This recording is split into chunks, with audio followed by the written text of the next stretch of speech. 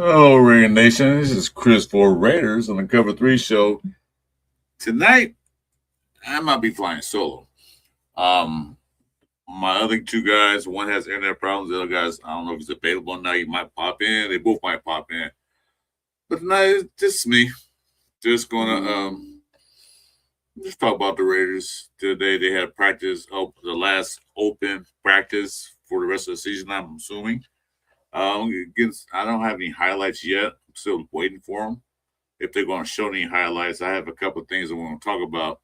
So, without further ado, we'll get the show started. Stand by. Raider Nation, Jason, Chris, 4 Raiders, Chewy, and this the Cover 3 show. Raider Nation, Jason, Chris, 4 Raiders, Chewy, and this the Cover 3 show.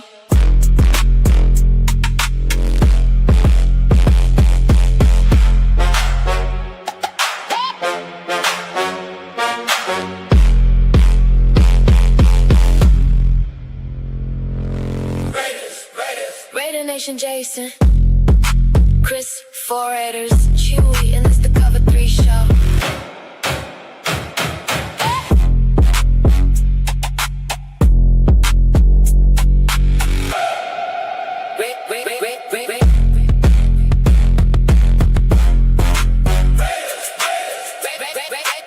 Raider Nation.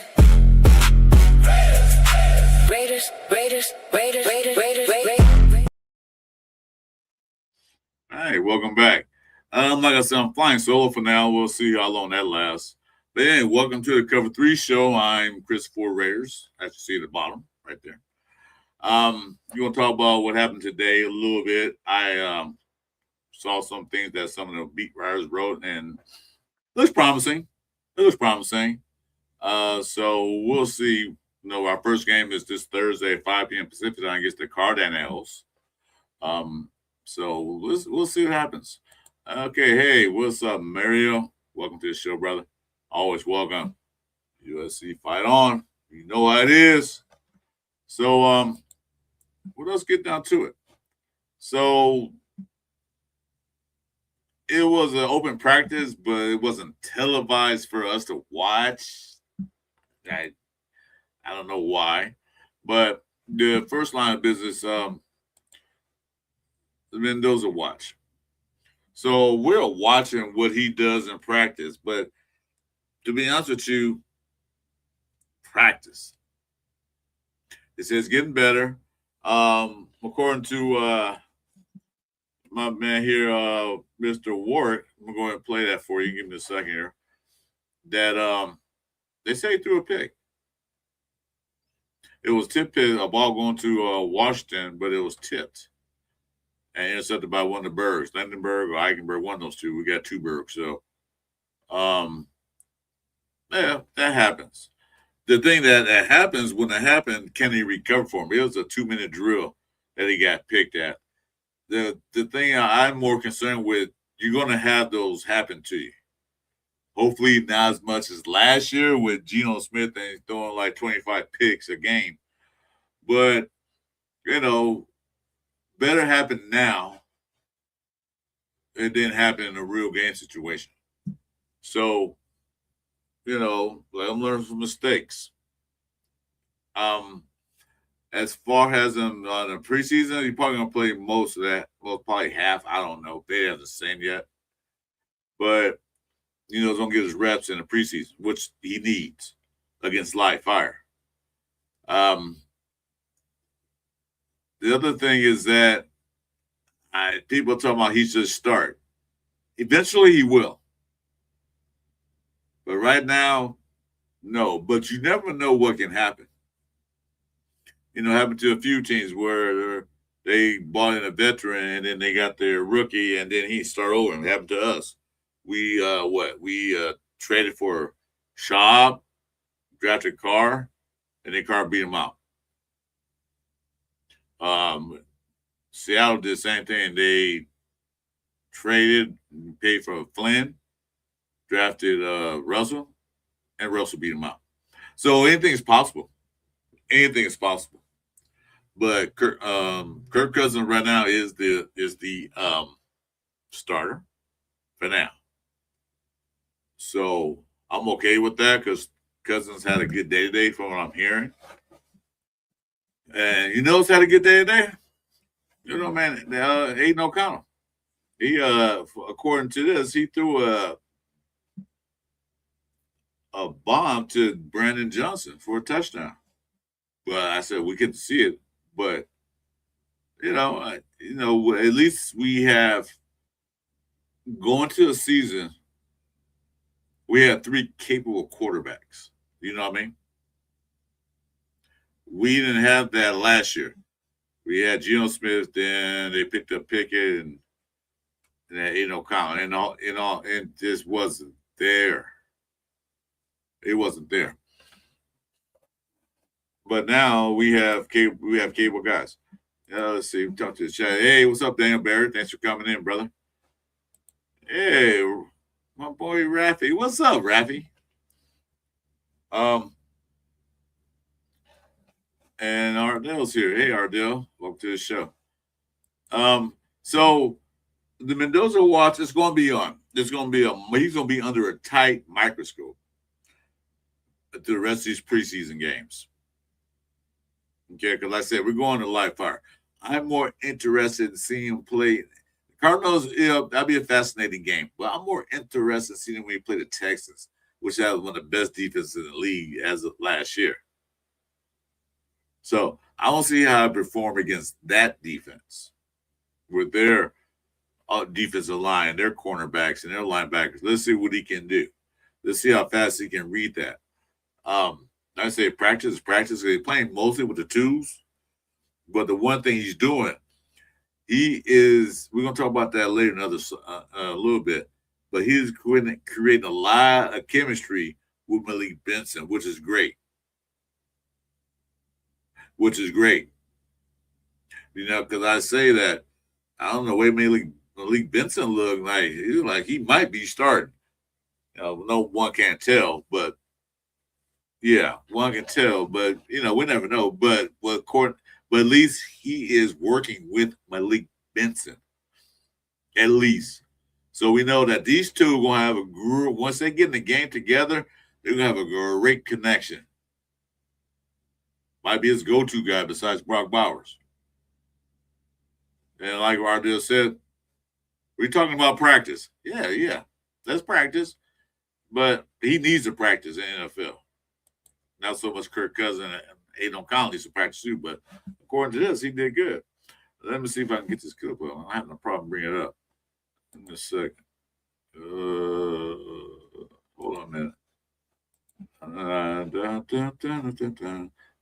So many computer problems. Anybody know a good deal on computer, let me know, because I need a new one. Let's see. Nope. Yeah, I can't bring it up. Anyway, so go check him out on X. That's Jesse Merrick from Silver and Black Sportsnet. Go check him out. What's on? Oh, okay. It's blocking my screen anyway. So yeah. So Mendoza watch, we'll watch him. We're all gonna watch him. Like I said, he'll be under a microscope. So let's see how he fares against live fire. Hopefully he can step up. Hopefully he can do what he has to do. Because just because the first overall pick, don't mean he's going to storm bomb the league. Don't mean he's going to be the greatest thing since sliced bread. It's going to take time for him to learn the defenses, the offense, everything else. It's going to take time. So,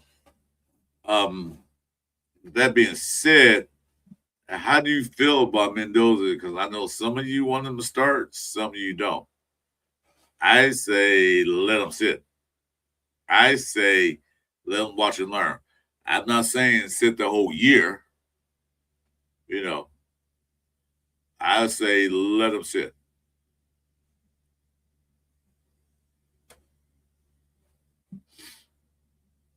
Yeah, sit him. Like I said, sit him. The run game, like you said, run game is critical from the young quarterback. And today, Mr. Asgenti ran for a 30-yard touchdown run untouched. So that's going to help him a lot. Plus, you got Mike Washington back there.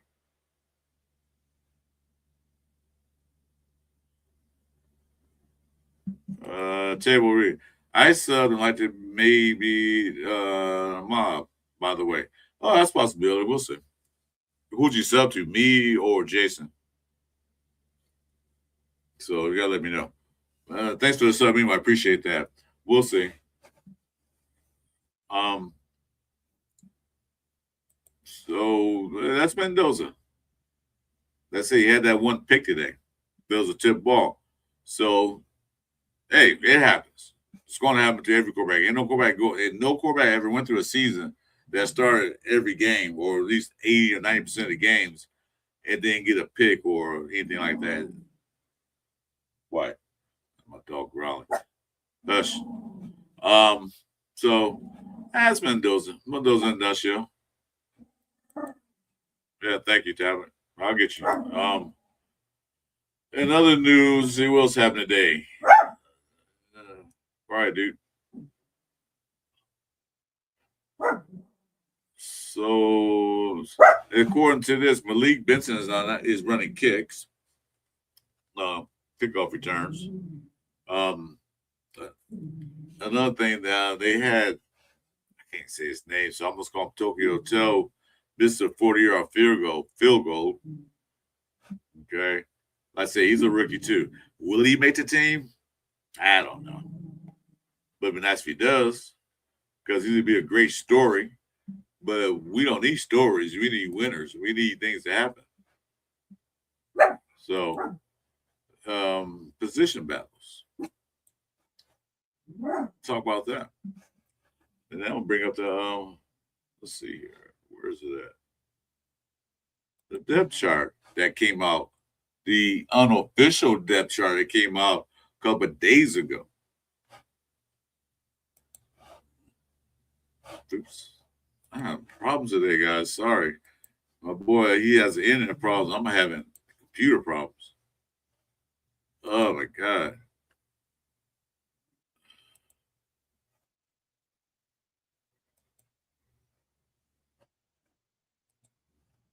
There we go. So this is a depth chart that came out that I can't. Oh, what is going on here? Oh, I'm sorry, guys. I'm having a bad night tonight. Let's see. Hold on a minute.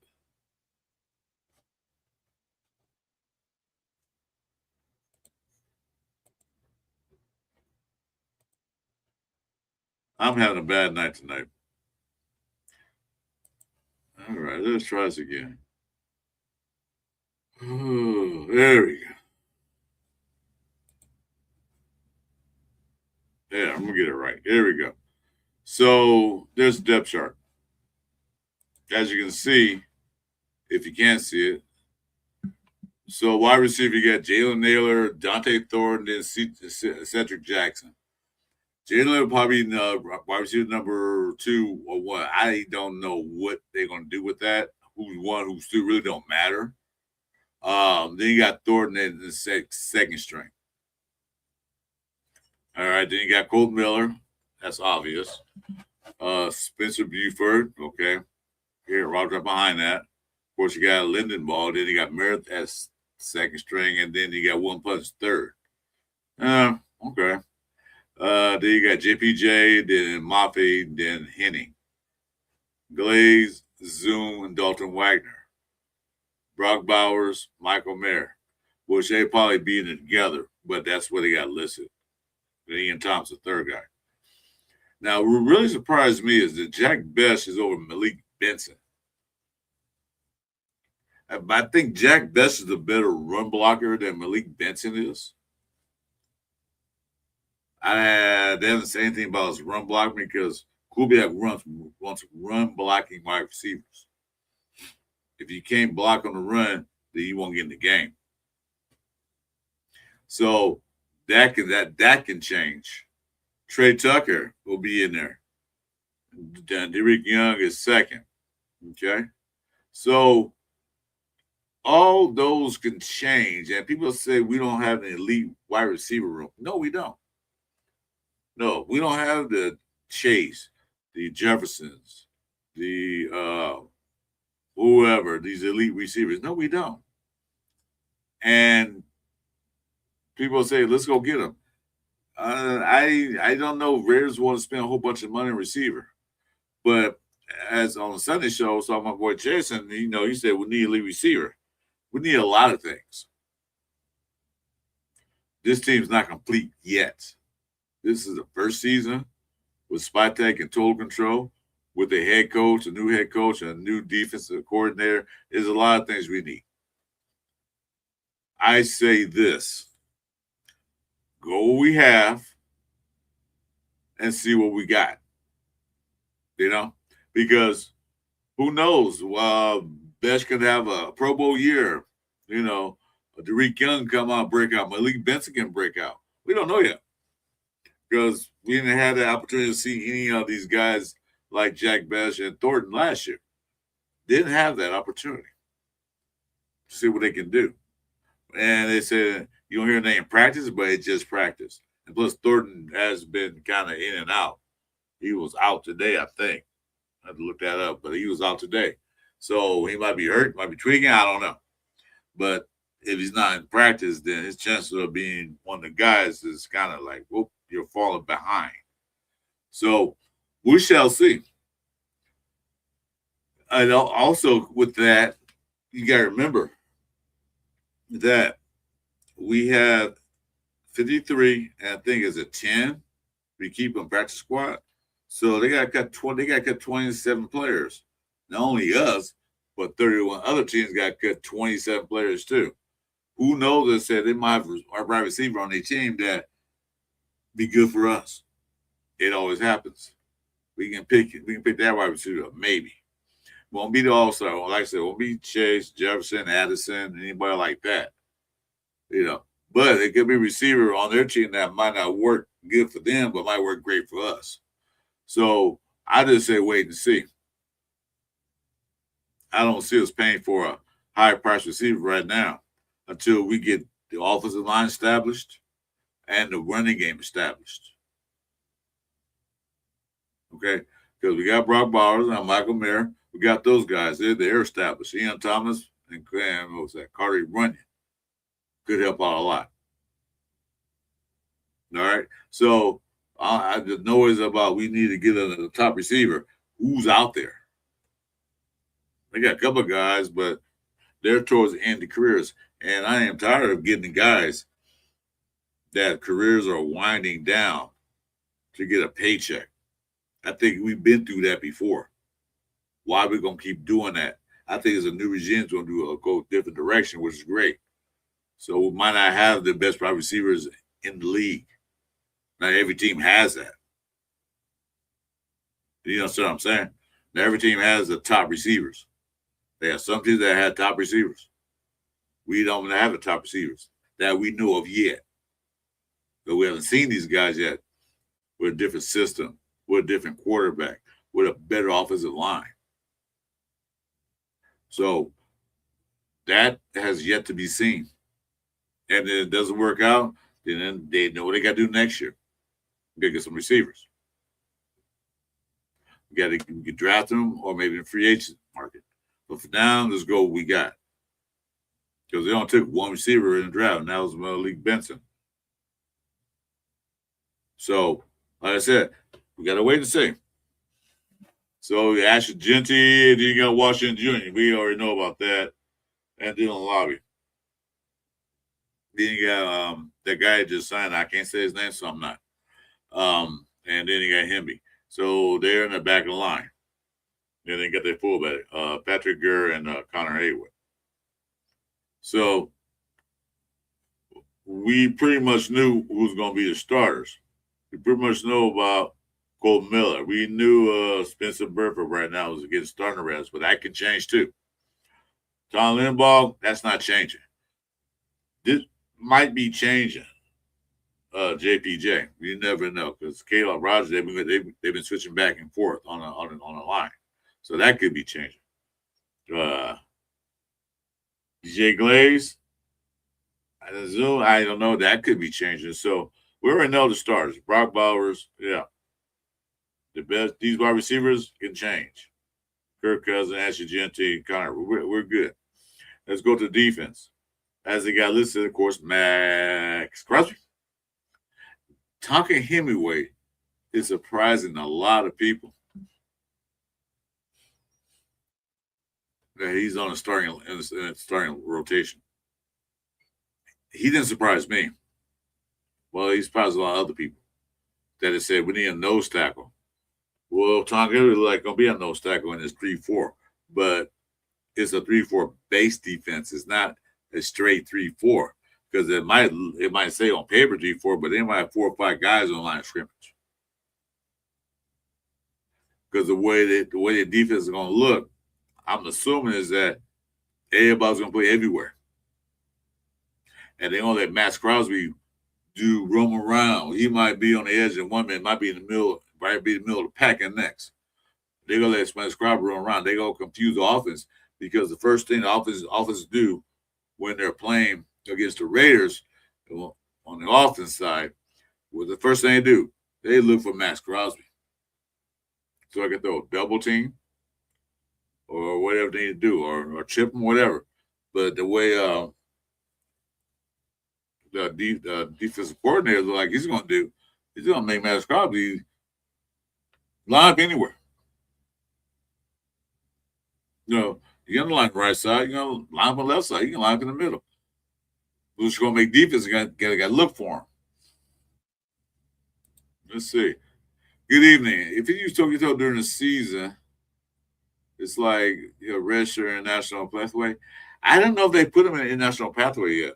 I didn't see anything about that. They might. Who knows? But today he missed a 40-yard field goal, so I don't know what they're going to do with him. They probably keep him, but we'll see about that. So, well, good luck to him. I say he's a great story. And we need something good. Great stories. We need wins, but we also need great stories. We'll see. Well, so long. Anyway, hey, thanks for that comment. But yeah, I don't know if they put on international pathway. I didn't say anything about that. I've been looking all day for that because they got rid of Lakitasi. So we'll see what they do with him. Because I also talking to him with Alan Beller. And the way the defensive line looks, it looks pretty awesome. Because these two guys, Nolan Lalu did great last year. God dang it. All right. Well, Joan Lalu. But anyway, they looked good last year. Thomas Booger looked pretty good last year. Then you got Kwity Paye and Kieran Crawford. He was out there today. Thank you. He was out. I'm glad he was out there because he was like a little banged up a little bit. But he might be that guy too. We'll see. They got Kwity Paye, Kieran Crawford, and Brendan Jackson. Oh, I forgot. I forget they did pick up Benito Jones. We'll see how he fares out. And he's right now on the third run depth chart. Of course, you got Nakobe Dean, Quay Walker, obviously. And then Berg is backing them up. Eric Stokes and D. Cam Richardson is now starting to be mentioned a lot. I don't know if you guys noticed that, but D-Cam has been mentioned a lot in some news cycles. I don't know if he got his head together or what, but he's in that position too. He's battling. He's as a guy right now, he's backing up Stokes. So we'll see how he fares out. And then McCoy's backing him up. And we know McCoy is. They're just going to just, bring him along slowly. They're not going to put him out there yet. They're going to make sure that he's okay. I mean, he's a fourth-round pick, but he could have been a top 10, top 20 pick if he wasn't hurt. So they making sure that you're going to get out there, but we're going to bring it slowly. So just chill. Make sure everything's okay. So you got him. So all of it's filled with D-Cam. You got McCoy in the back of him. They're important at Hezekiah Masis. They're going toe-to-toe, back and forth for the ones. Who will win that battle, we shall see. But as it stands right now, Porter is got the starting 9 on this. But we'll see. So that's a good battle. It's great to have a good battle. It's awesome it's awesome to have a good battle. That means that just because your name's on the back of your jersey means you automatically start. You know what I mean? It's like, hey, I'm getting paid $12 million a year. I should start. Yeah, but you're not that good. The other guy that's only getting paid $6 million is better. I'm taking the $6 million, put him in there. You know, so you got a rookie battling a 2-year guy. So basically, these two guys are both brand new. Although Porter did play pretty well towards the end of the season, you know, whatever. I don't want to go back. I don't even want to talk about last season. It just pisses me off. It literally pisses me off. But anyway, so that's a good battle. And they both going back and forth, which is great. Because one guy get out there can't cover, and the other guy can come in and do it. So I'm glad we have that battle. That's one of the good battles I see, because I was hoping we get better DBs. Teron Johnson, like, it's going to be a nickel defense, nickel, or a slot corner. And another thing that's happening is Greedy Vance is starting to step up. I like Greedy Vance. Let's see, can he hang in there? So he can be a good a nickel. No more last season. I'm trying to get over that. I'm on PTSD.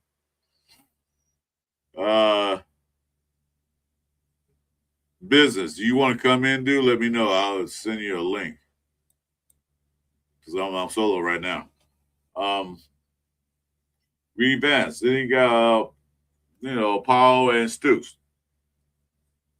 That's interesting too. The last season, Powell wasn't really that great at free safety. Maybe he got better because I heard he was doing some work on that position. So let's see. Then Trading Stoops is right behind him. But Trading Stoops been playing all positions. He's been playing outside, nickel, slot. He's all over the place. So he might be the Swiss Army knife of the DB room. I'm all for it. Because that's what the coaches and Spytech want. They want players that can play multiple positions, which I think is awesome. It is awesome to have that because, hey, if this player go down, you need to take care of cover that position. No, we run this type of defense. You need to run that. So that's awesome. Good. So that battle's going on. Then you got Tristan McCollum backing them up.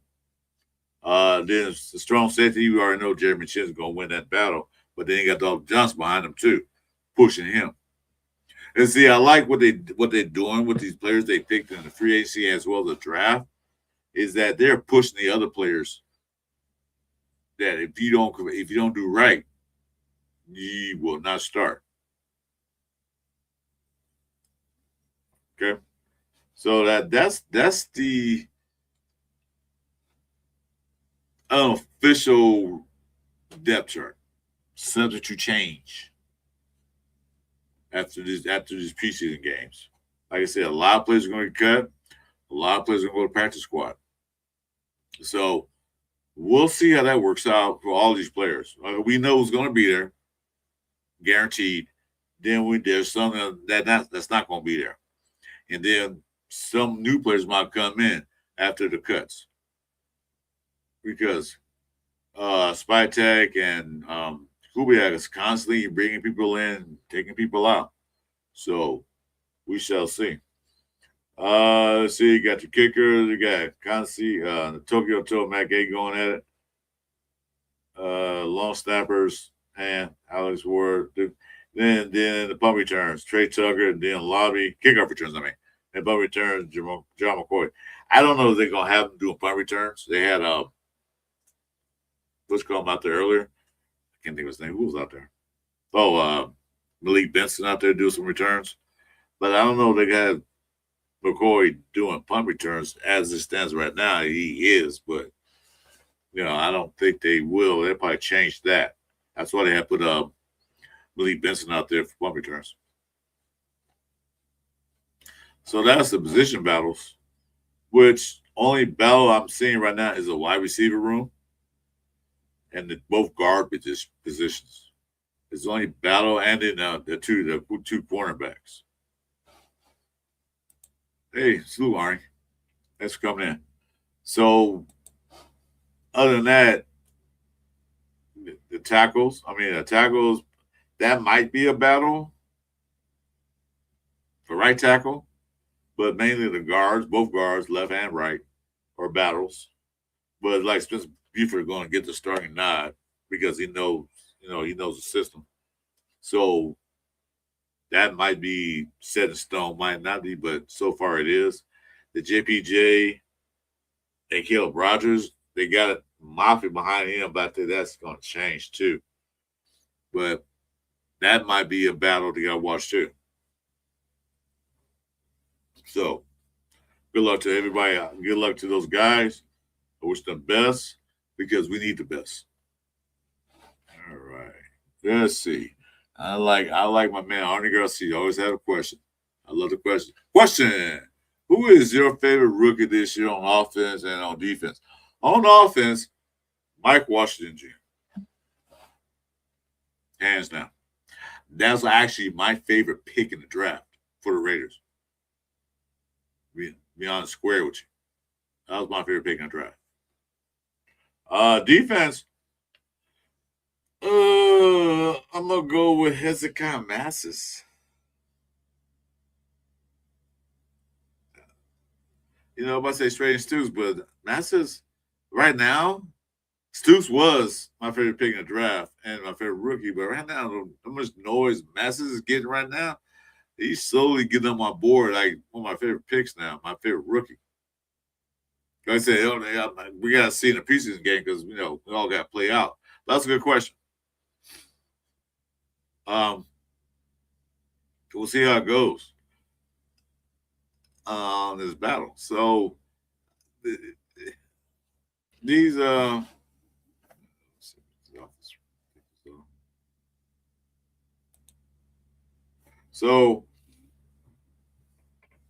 the depth chart is unofficial. What you're seeing there, what you saw there, it's not kind of cut in stone like us. It's not engraved in stone. Some players going to be there, like Brock Bowers, Cole Miller, Lindenball. They're going to be there. The two linebackers, Max Crosby. Who else? Chin, Ashton Genter. Those guys going to be there. No, that's automatic. So about 9, 11 players automatic. Then you got other positions to fill. So, like I said, the preseason is going to tell us a lot. And I was watching, who was I watching today? I can't remember. I was watching somebody, I can't remember who it was. Then chat said, will the Raiders go 0-3 in preseason? So what? I can go 0-3 all they want to. I was going to see who plays and who does well. Because I remember a time when that idiot, we was 2-1 in the preseason? Lost the last game, I think the 49ers. And then we go, 5 games the whole year? Hey, wow. Huh. Wow. We went 2-1 preseason. Yay. Then we won on 5 games. Where you at? Excuse me. Midnight. My dog. Where are you? There. I don't think my dog here. So that's a good question. Hey Chad, who's you guys' favorite offense and defense? Another question. I didn't see this question. Another question. Question. Other than Genter, who will have the second year leap? Porter, Rogers, Grant, Lindenball, Beck. I think it's Rogers the way he's looking. Maybe Porter too, but Rogers looks like he's going to have a second year leap because they're talking so much about him that he's rotating with JPJ. So hopefully all those guys have a good leap. If that's one, 3rd and 2, Betch. Yeah, especially Betch because he's going to be on more running plays because he's a good blocker. They all need that second year league. No sophomore slump. We need all to jump up. Because right now, Porter, Rogers, Grant, Betts, and Thornton, they still got 500 jobs to even get on the field. So they better jump up the second year. Or they're on the bench or out the door. Yeah. So that's a good question. Give us a bold prediction for the first preseason game. Yeah. Bold prediction. I don't know the way Cardinals played against Carolina. I don't know. It'd be a good game because that guy, Carson Beck, looked pretty good out there. So I was saying this on Sunday that, who was that guy? Bissett, whatever his name is. You better watch his job. Because Carson Beck looked pretty good out there. He was cool and calm. Got the ball out there on time.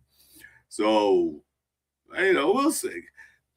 Preseason, I think I don't know how Kubiak's going to coach this preseason. Is he going to play to win or is he going to play to watch? You know what I mean? Some coaches in the preseason play to win. They want to win the preseason. And some coaches play to watch their players. So I don't know what Kubiak's mentality, the mental state on that is. Mentality? What to say? Does he want to play to win? Or does he want to play to check out his players to see can they handle what he's calling? So I got to see who comes out there, who's starting, who's going to be out there. We know the Fernand's going to be out there eventually. We know Genty going to be out there for a little bit. But we're going to see Mike Washington. We're going to see other guys he's picked up. We're going to see him be out there on a run back room. Receivers. We're going to see all the receivers. We're going to see all the tackles and guards on offense. And defense, the other way around. Same thing. We're going to see a lot of other different guys. Matt's going to play? I don't know. He might play for a minute. Because Max always want to play. He's going to play every down there is. We're going to see Quiddy out there. But we're going to see Kieran out there. We're going to see Stokes. We're going to see Decam, Mass. We're going to see all those guys out there in different sets. So it's hard to tell after they play at least the first half what Kubiak is going to do. There. Where you at? There. So it's hard to see. It's hard to tell what he's going to do. I want to see the Raiders play well. Although it's preseason, but that's a start. You can win a preseason. You can go 3-0 in preseason and only win 4 games the rest of the season. Don't make sense to me.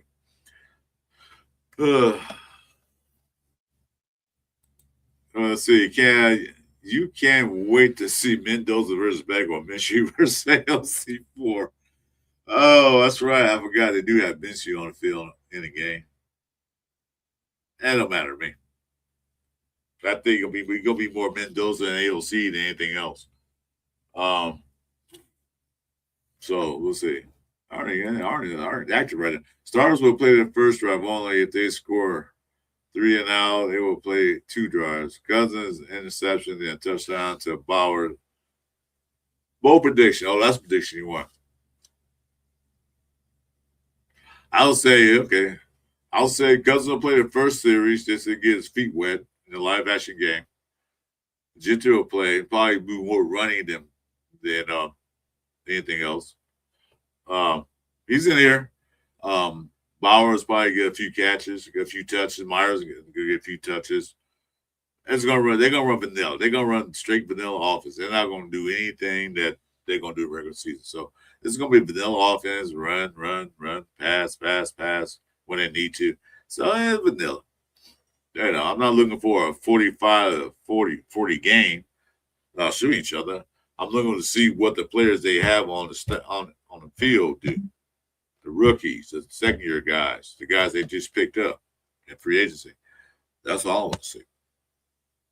Lindenbaugh's going to be out there for a little bit. They'll probably bring in Meredith or whatever, their backup center, and the other guy, Putnam, to start. So it's right here. What do you want? Excuse me, guys. Give me a second.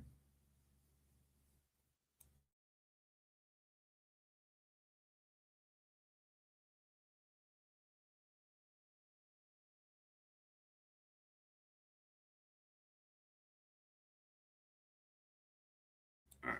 Sorry about that. How AOC hold my third string? I don't know. Right now, that's all. That's what he got to do, because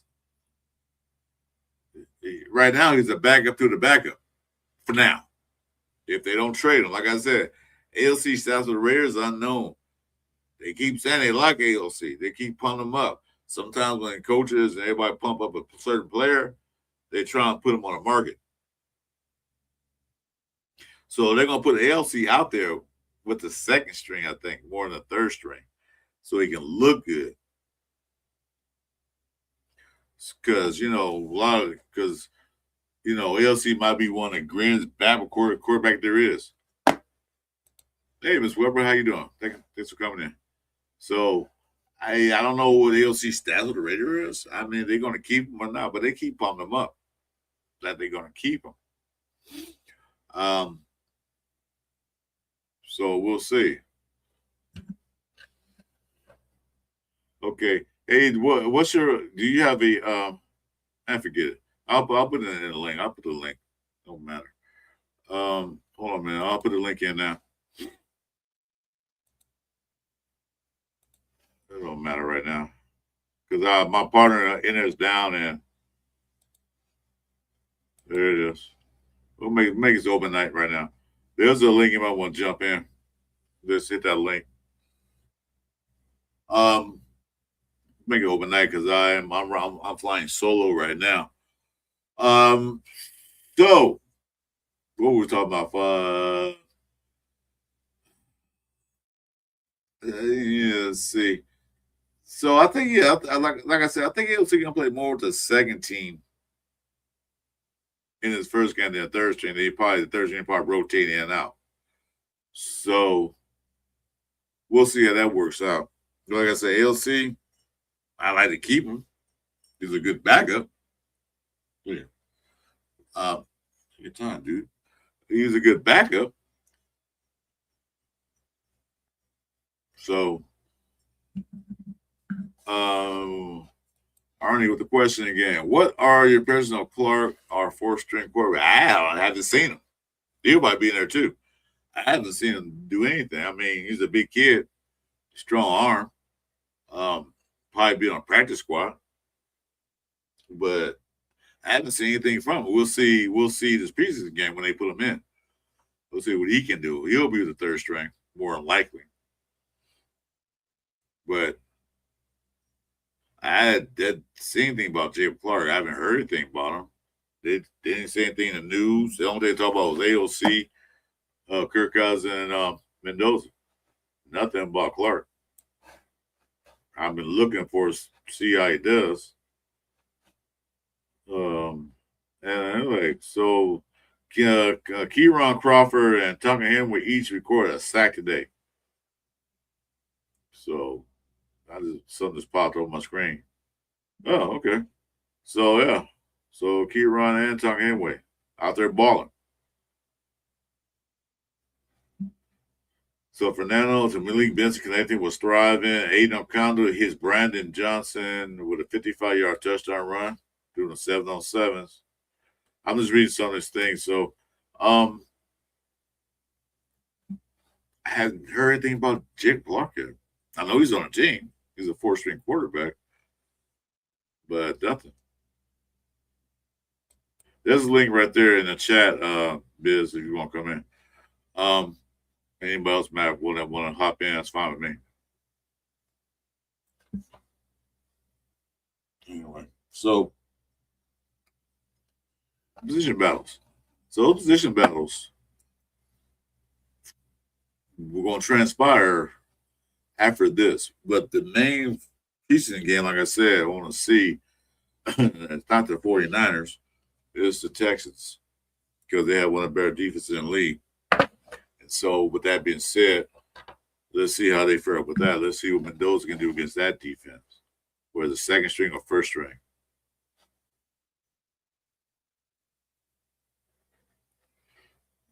Here we go. What's this? Jason answered. Yeah, whatever. Jason had an internet problem, so that's on YouTube. On my way. Okay.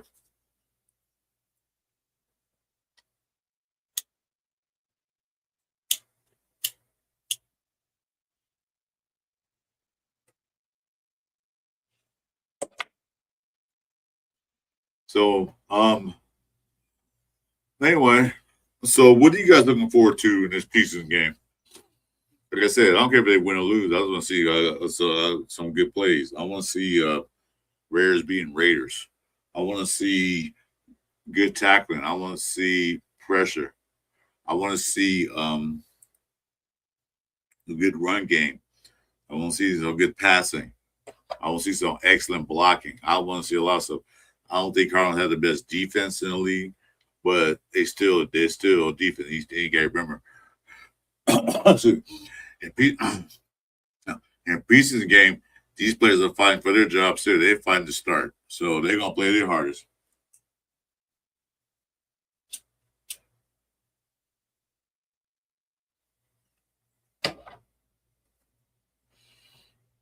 Let's see. Okay, what we got? In my opinion, only three positions open are RG, yeah, right guard, yeah, the guards, yeah, Porter and Masses, right. Exactly those exactly what I just said earlier, Arnie. Just the guard position, actually both guard, but I think left guard is pretty much in play with Buford. But the Caleb Bar JBJ is an interesting battle. Porter and Masses is a great battle, and Bench and Benson. I don't think that's really a battle. I think JPJ is going to win that for now. They don't give him a shot at it during the regular season or preseason or everything, but if he messes up or he gets over aggressive or over don't think, I think Roger had that job. Porter and Masses, that's going to be a tight battle because they're both doing good. So it's almost like a flip of a coin. And with Betch and Benson, I think that's a situational battle. You know, because Betch is going to be probably better in run blocking than Benson is, because that's the same thing about Benson's run blocking. Betch is a better run blocker because, Kubiak going to run the ball. He's going to have 12-man fronts, and Betch probably be out there. And then Betch can catch the ball, too. So I think that's going to be more or less situational receiving room. Wide receiver 3. If they want to spread the field, if they want to spread the field, they'll probably have Benson out there because he's fast and his route running getting a lot better. His route running might be better than Betch. One can't tell. But I think on such situation they'll bring Benson out there to spread the field. Betch will probably be in there more for running plays. So that's a situational battle. But like me, I really don't care who starts. I care who finishes with a win. That's where I stand at. I don't care who's out there. I don't care if Kirk Cousins go out there and then craps a bed and they yank him out. And those go in there and don't do that good either. If they put AOC out there and he finishes and wins the game, I'm good with that. Or they bring up James Clark.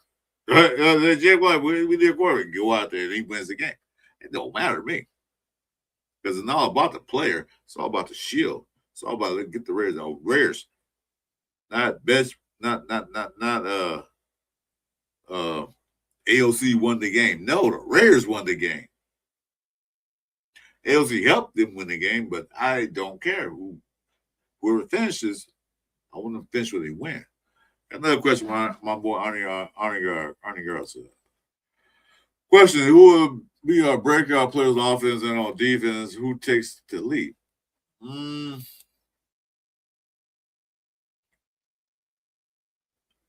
offense, our breakout player has to be Asher Gente. Has to be a breakout player on offense. Because we know what Brock can do. He broke out in his rookie year. Michael Mayer tight end, and that could be one that could break out this year. Let's go with him. There he is. Let's go with Michael Mayer. All right. Bringing in guess, you guys know him. That black thick quarterback. Oh, what's up, bro? It's good with you, my brother, on this late evening. I see you flying solo. You need a co-pilot, man.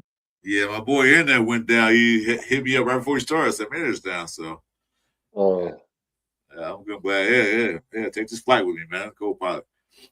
Yeah. I So mean, you was fighting them by yourself. I was like, let me go and throw a couple elbows with you and see if I can jump off the top rope and see if I can help you out a little bit. yeah, appreciate you, man. Appreciate you. It's all Yes. good, man. Yeah, I'm gonna finish up this question. So, question, Arnie Garcia, you always have the questions in the chat, man. He has some great questions. So, who will be our breakout players on offense, defense? I say on offense, I say Mike Mayer. So, he has to be a breakout player for us. Because last year he didn't have a good year, and he's a good player. So, I say Mike Mayer. What do you say, Black? Breakout player this year? I mean, Offense and defense. um,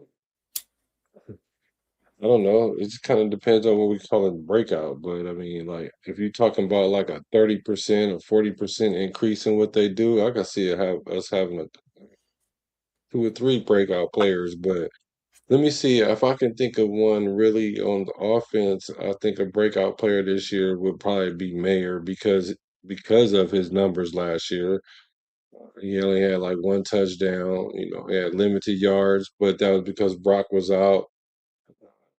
Primarily, but now with this tight end driven offense that we're going to have, he's going to be an integral part. So I can see him having a breakout most of all.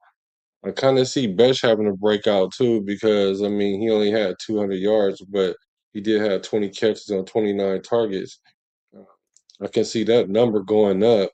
So I mean, if he go from 200 to 400, that's a breakout. You know what I mean? Even if he was to get 300, 350. Let's say 350. That'd be kind of like a breakout. But I just think the person who's going to probably shine the most in this situation will be Mayer. So I agree with you.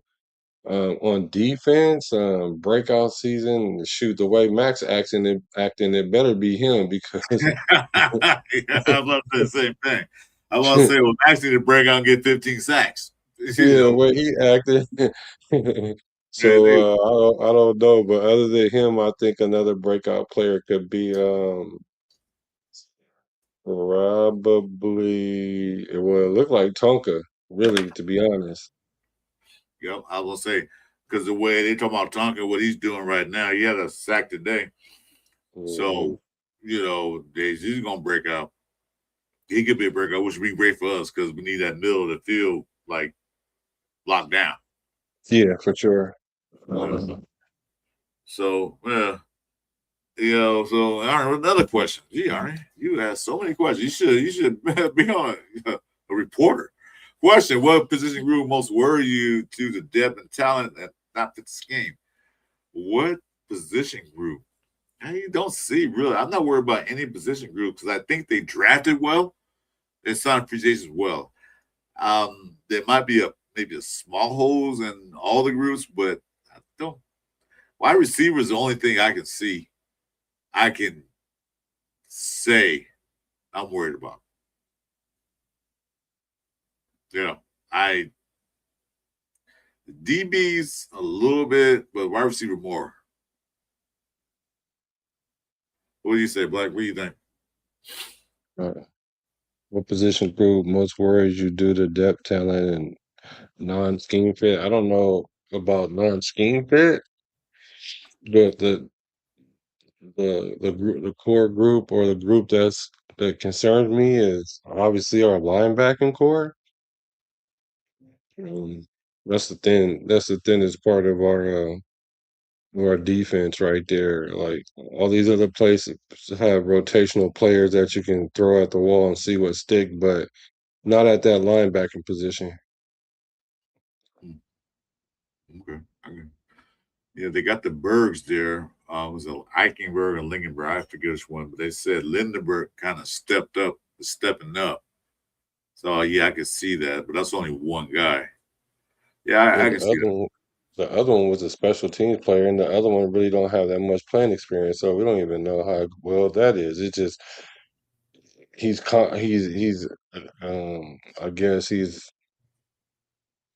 I guess mention worthy now because he was never mention worthy until this camp. So we knew we had him, but one was a special teams player, which he did very well. He played very well on special teams, but if one of our linebackers go down, the drop off is significant. So Yeah, it's a big job. It's a big drop off. yeah. What's up, John? I'm concerned about all position groups. 3 and 14 says it all. Yeah, yeah, agree. Yeah, I agree. But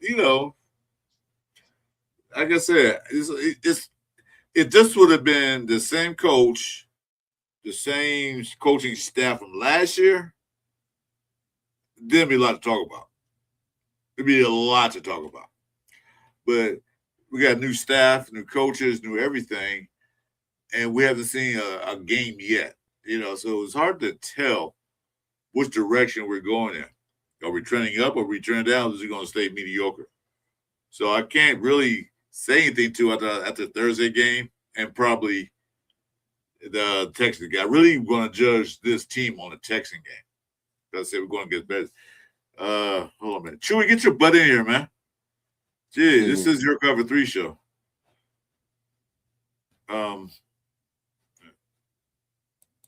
So who's a weak link on the offensive line?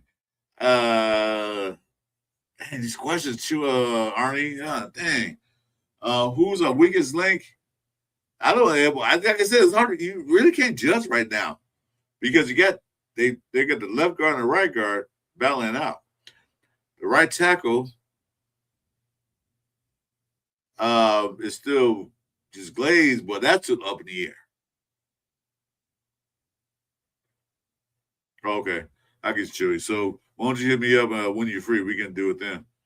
Well, we know it's not the center.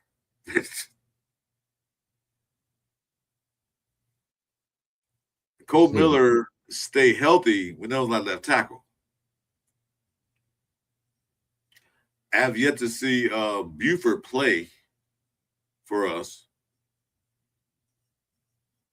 Right. And then the right guard's up for grabs, and the right tackle's up for grabs. So I can't seriously link a week until I see a game, especially against a good defense. Like I said, when it comes, they play Texas, then I can judge.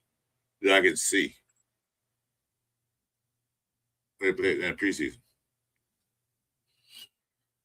So I'm gonna go with that. I know two positions now is the center and left guard, left tackle. So that's not the weak link.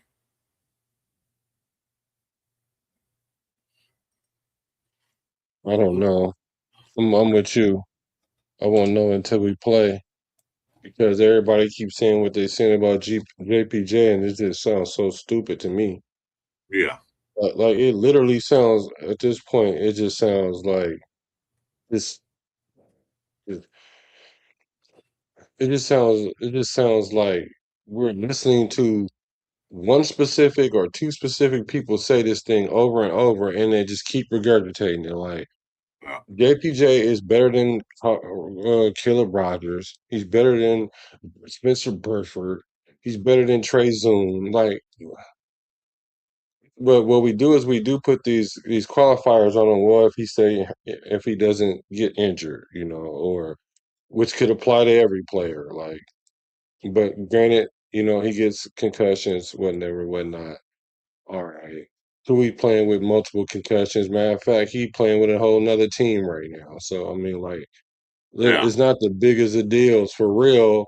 Um, I mean, these things are true, what's being said, but the way they're being leveraged against him is just, it's almost like that the Raiders are about to be good, so you got to stick these seeds of doubt in order to sabotage the situation. Just like we should get rid of Colton Miller after this year. Like, let's just think about that. Why would you get rid of your left tackle and put in what would be essentially a rookie quarterback?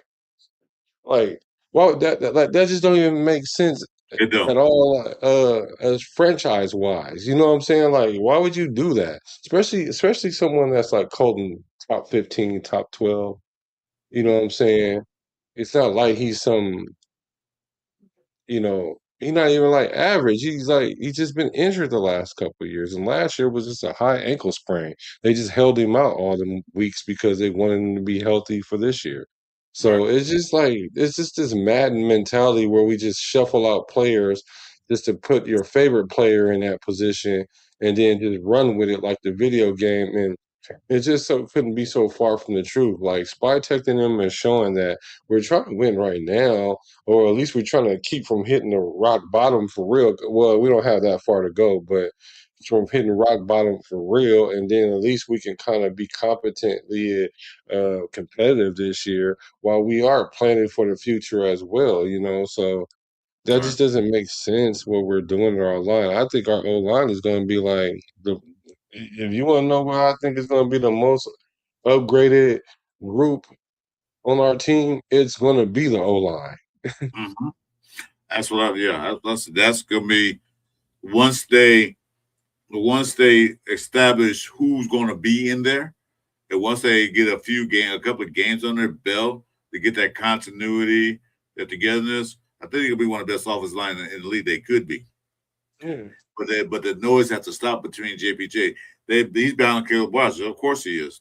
That's what they're supposed to do. Well, the And noise will JPJ, stop during the season start. Once the season starts, the noise will stop unless he get a concussion. Then a few people that want to say something are going to say something. But I think our O line is already set. The O line has been playing all through camp. Like, it's just that like they've been sticking other players in and out for the most part. But I think our O line is pretty much set.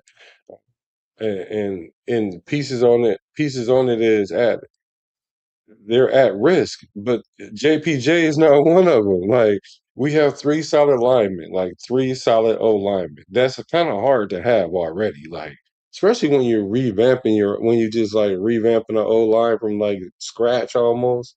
You know, uh-huh. so like we have three good O linemen. Then we got Spencer Burford. Of course, we want to have him play in there because he know the system.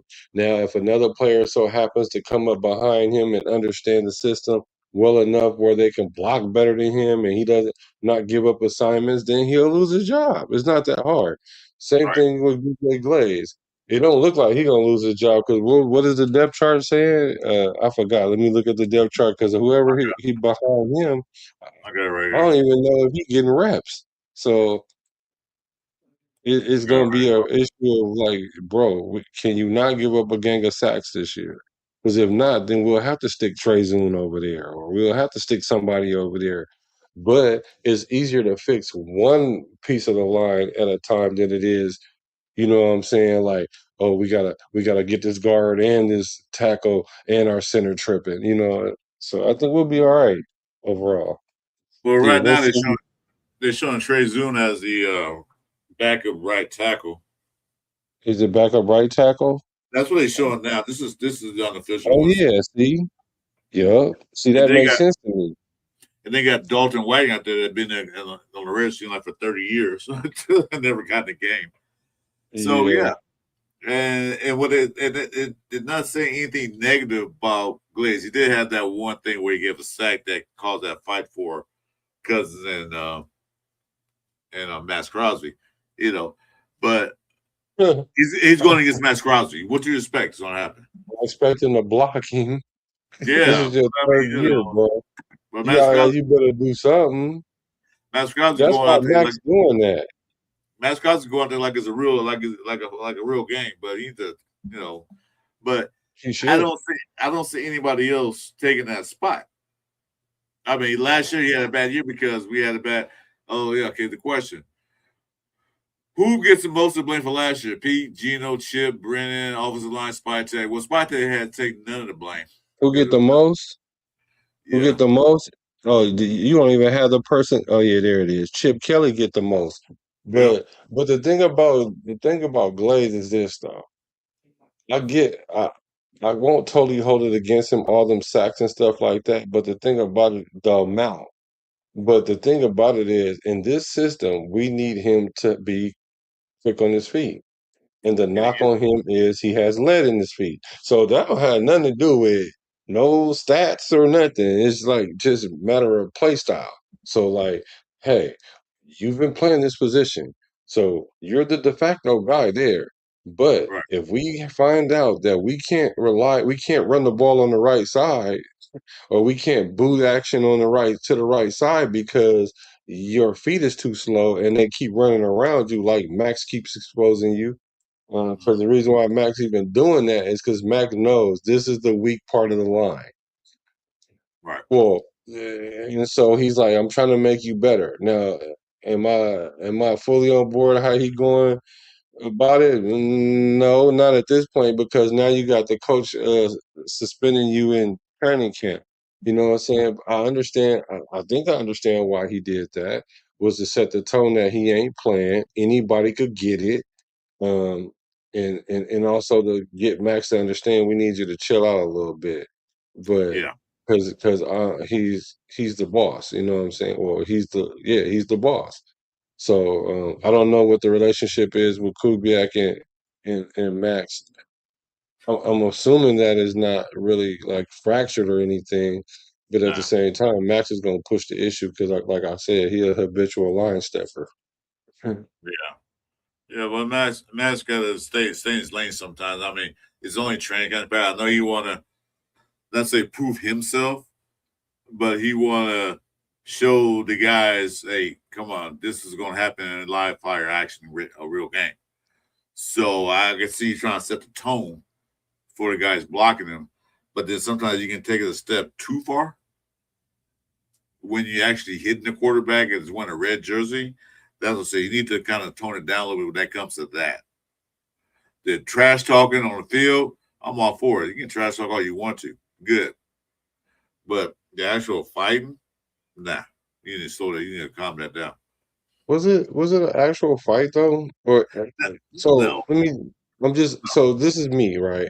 This is me thinking because I haven't really been hyper focused on what's been going on in like the last couple of days because I'm really over the whole ring around the rosy thing that's going on in camp right now. So I'm just like, let's see some games.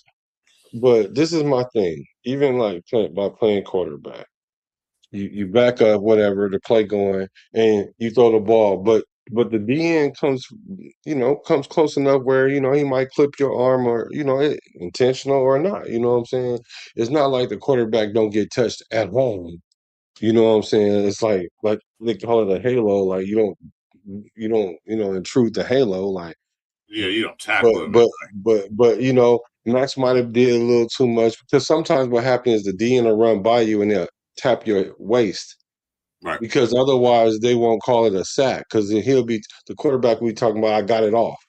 You know what I'm saying? So because if they was chirping back and forth, so now Max might have flipped his arm, whatever, whatnot. It might not have been hella serious, but Kirk Cousins being who he is, showing that I'm really him like that. It ain't no Alex. He always been this way, and yeah, so he got in Max's face. Like you ain't heard nobody get in Max's face the last 8 years or whatever we've been here. So I took that as a positive from our quarterback standpoint.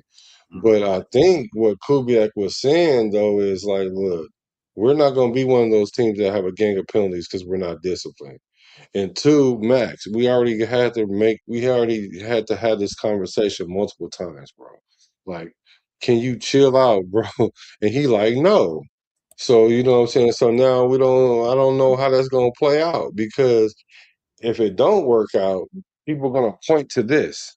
and Hmm. they're gonna have every right to point to it, and you so you know what I'm saying it's like kind of doing the right thing the wrong way, so you're trying your intentions is right, but you're going about it wrong. So I don't know, Max. You better have a gang of sacks this year the way you act in training camp Exactly. because I, I, I think Kubiak is trying to set a standard more than yeah, anything else. We're trying to let them know because there's been coaches in the past. They wouldn't do anything like Carroll. Um, what's his name? who AP No, yeah, AP, but the other guy, the McDummy. He probably McDaniels. wouldn't. He probably wouldn't did anything. I don't think they would have. No, they haven't. No, he's been doing it his whole career. They all just like, well, that's just Max being Max. Yeah, exactly. Yeah, but I think Kubiak established that. Hey, look, I'm a coach. Yeah, I'm not gonna have this foolishness on the field. I'm trying to build something here, and I don't need you coming in. I know you've been in before. You was here before me, of course you were, but I'm the boss. I don't need this kind of stuff now. We're trying to practice and get better because what happened last year, guys had no discipline. You got dumb penalties. You guys are goofing around in practice, literally goofing around at practice. You've seen the tapes where that giant ball running around the field and players acting. It's nothing wrong with having fun to break tension, but none of that silly games. not when Serious. you're a 3-win team. Exactly. We're playing football here. Now, if we went 14-3 last year and we won a Super Bowl, and then we have a chance to do it again, maybe we get a little more fun this year. But no, you guys barely won 3 games last year, barely. And you guys will goof around and have fun and stuff and all that. No, this is serious. If you're not I gonna take mean, it if serious, he was to win 8 games this year or something like that, well, I still probably wouldn't do it because I'll be like, that ain't what got us here. So ain't don't start playing now. So you're right. So maybe if they had like 14 games or something like that, or 12 or something like that, and then the team was like, give us a breather, and then the coach be like, hey, look, y'all start slipping, I'm taking everything up out of here. right? Exactly. Like I said, if you guys can prove to me that you guys can win some games, and have a good record, push that playoff run or whatever. Yeah, Not saying they will yeah, this year. Then maybe next year in training camp, maybe we can have one of those days where you guys just do your thing. We're just gonna relax a little bit, take a yeah. breather, but not now. Yeah, we definitely don't have no margin for that. No, not now. And I think that's Kubiak is establishing that this is serious. Mark Davidson hired me for a reason. He didn't hire me to come play games with you guys. He hired me to get a winning football team on the field, a better brand that we have for the past, I don't know how many years. I can't even count no more. I'm here to start a new program here. This is how we're going to do things. Max got away with it for 9 years. Not no more.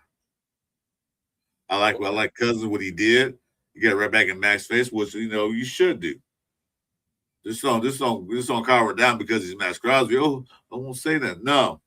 Hey, mofo. Don't be doing that no more. Right. Get in his My face. issue is DJ Glaze should have been trying to fight Max Crosby. Yeah. You know what I'm saying? Because like you're the one that gave up the sack for one, and for two, all the linemen should be like ready to fight for I the think quarterback. Like the quarterback can't be the hardest guy on the line. So I think Caleb Rogers got involved in that too. I'm not sure it was the Caleb Rogers. I think he it was did. JPJ, I think, took his helmet off or something like that, They, and I think Caleb Rogers and Linderbaum got. Well, was it Linderbaum? He got into it. No, he got into it with Caleb Rogers got into with Lalu. Burford, I think. No, Caleb Rogers got into Lalu. Oh yeah, yeah, you're right. You're right. You're He right. got to him, which means that Lalu threw a punch, but that means that Caleb Rogers did the job. I was like, yeah. Right. So it's going to be heated tensions in practice. You got the pads on now, especially like the offensive line got their pads on. There's going to be heated tensions in there, and you expect that. But certain things, certain ways, and certain things like you're not doing is not doing that. Oh, hey, Yeah. What up, 805? If we didn't have any fights this camp, I would have been worried because you know, like what I understand that there's usually fights in camp, like Let me do this right quick. because what happened is the offense and the defense be chirping like all summer. You know Let what me I'm do this saying? right. Even in the in the spring, OTA, they be chirping, and they be in the locker room talking. And then the offense, they have the advantage because you're not hitting, you don't have no pass on, so the offense is talking big junk. And then when they get them pads on, that's why the first day of pads, they was out there being overly aggressive. Like the defense was being overly aggressive because Let they me wasn't happy that they was able to put, let pad me to get. pad. Let me cut you off. Let me do this real quick because James Purple, he's a harsh working man in our chat. Stopped it. Stop. Purple. I'm on break. Stopped into the break, so I got to do it for him.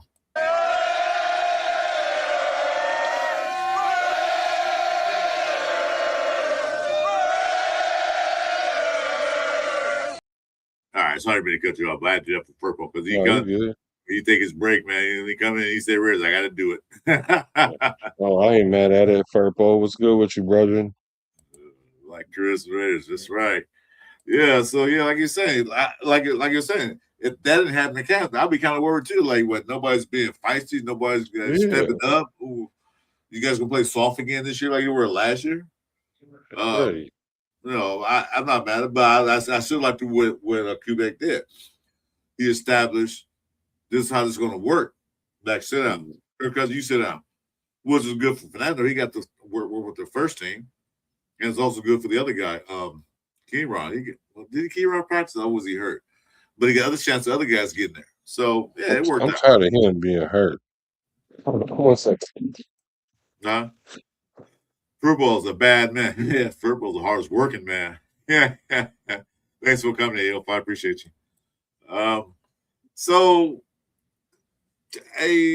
back to that position battles. I'll figure out what's his issue. What's Keyron's issue, man? He was playing today. Yeah, no, you said he had a sack, which is I'm glad to hear that. But I mean, like, Well, he's a young man. Like I said, he only played football for 3 years.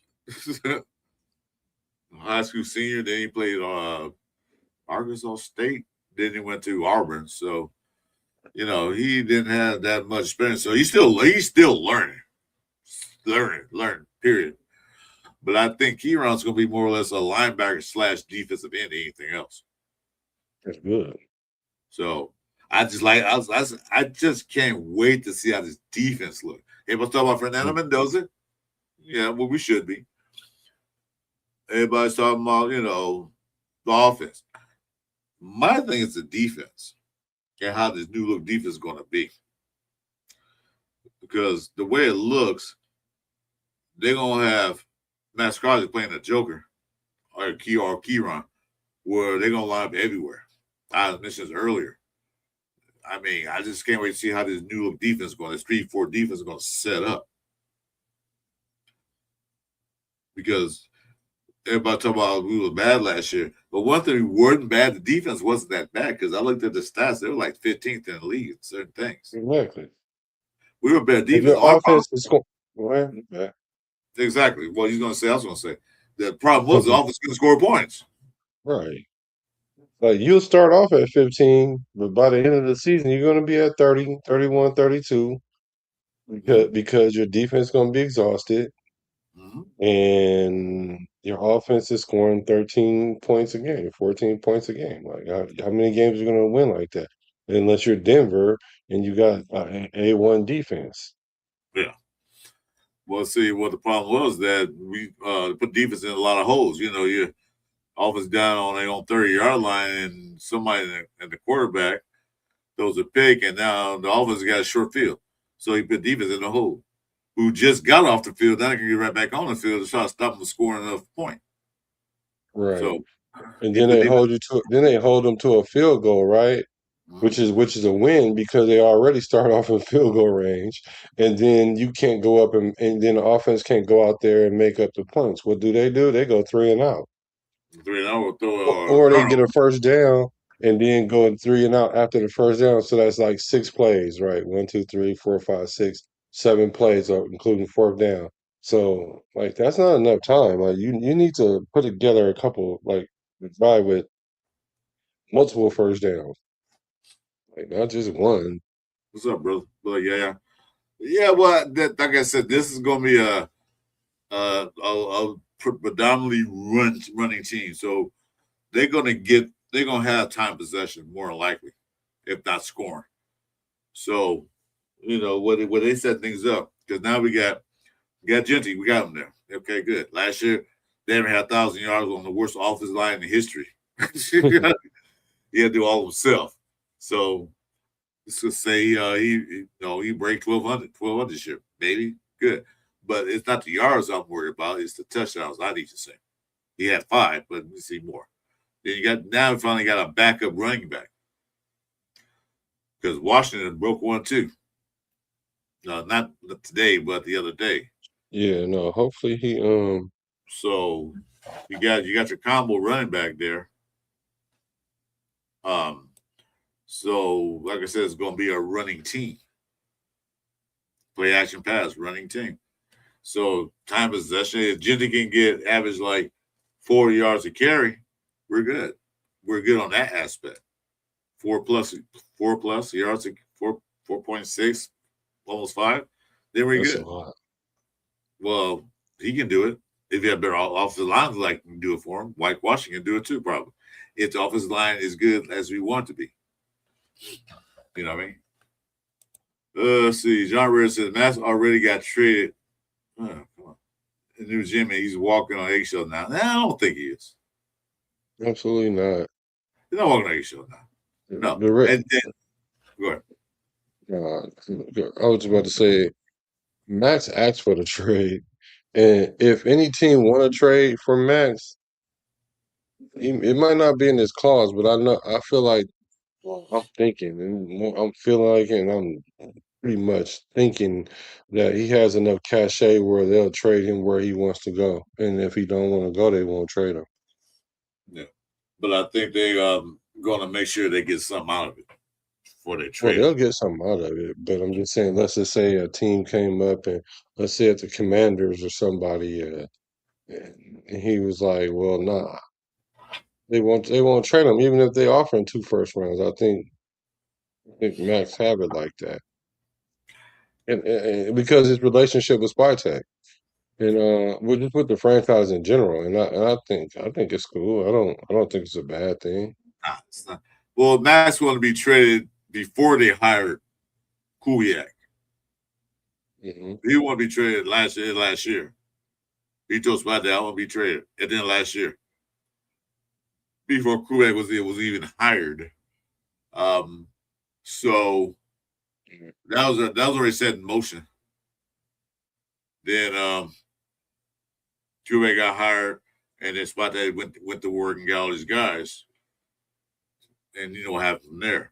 Because on the report, I think it was on this show, somebody's show, they were saying that Kubiak said, I'm going to have drinks with the guys. You're coming. So Kubiak didn't like Max or is on eggshells. Why would he invite him to go have drinks with him before the training camp and all that stuff? I think it was before the draft. They brought him back. So, it's not. He just Max now knows that he knows Kubiak is the boss. He can't just do what he wants like he did before with the other coaches. That's all that is. What's going on with this? 805. I'll chill it. Rock and roll it. Funny. So the position battles, man, it's gonna be good. Like I said, we can't determine who's gonna win anything till we see them on the field. Like I said, you're gonna have a lot of players play. You got a lot of third string, fourth string players in there. A lot of UDFA is gonna be in there. So we've got to judge. The first quarter might be just first, second string. And then after that, nothing. But we'll see how Kubiak plays this. Let's see. I just know Arizona offense looked competent, so I'm looking forward to see if they can translate that into this week too, because the Raiders defense has been playing against a veteran in Kirk Cousins that it's hard to fool him and all of the above. Mm-hmm. And then they're playing on the offense that should be hard hard to dictate. Now the offense is just as new as the defense. The offense might be a little bit older than the defense, a little bit, very little. So this defense it's been getting a lot of run. So if they go out there and Carson Beck and whoever their offensive coordinator is calling plays out over there, and it makes the Raiders defense look like, well, what are we doing? I don't want to hear nothing about no masses.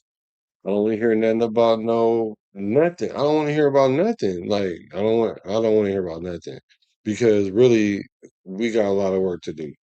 And that's Mm-hmm. not to be like our defense is going to be weak this year. No, we got a lot of work to do because all this position battles and all these questions we're having about who's where and all that. It's to me, I think it's just a distraction. It's just an utter distraction. Because even when you're in camp as a player, you shouldn't even be thinking like how we're talking.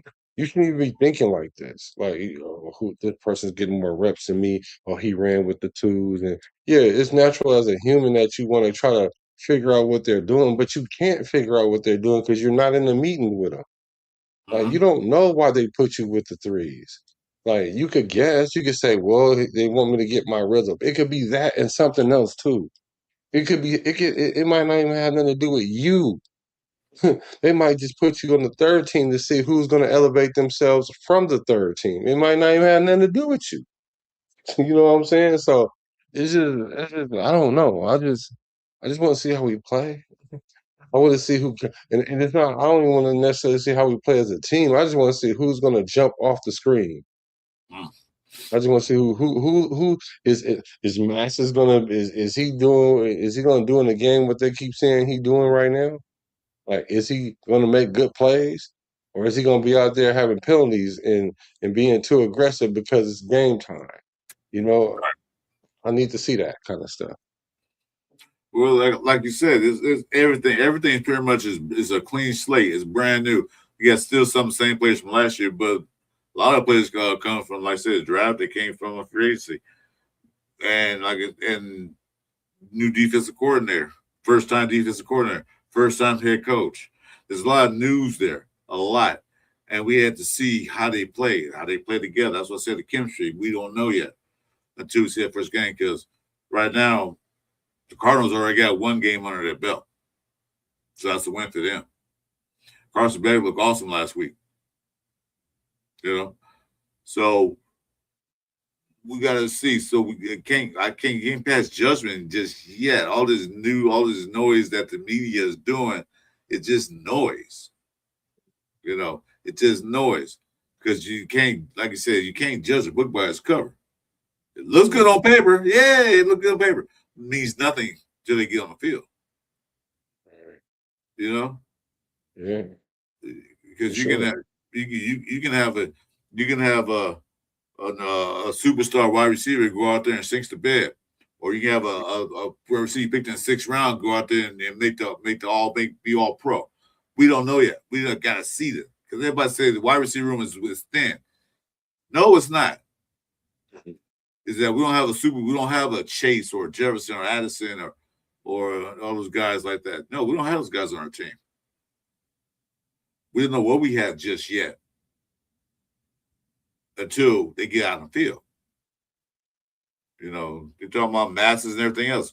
We don't know. We could be another Sauce Gardner in his first year. We don't know yet until we see him on the field.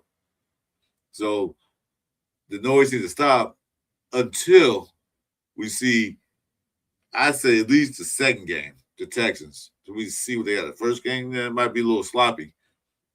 Second game, maybe they got their feet on it and maybe they'll do better. But all this doesn't matter until we see who's going to make it and who's not going to make it. You know what I mean? Yeah, for sure. Because this unofficial depth chart is like exactly what it means. Unofficial. It's stuff that you change. It can change. It can change tomorrow. It can change tonight. You know, after this practice they had. Yeah, it can. Yeah, Yeah, it can change tonight, but it probably won't though, it because won't. because it hasn't really changed all year really. No, it won't. It It won't. hasn't really all off season hasn't really changed.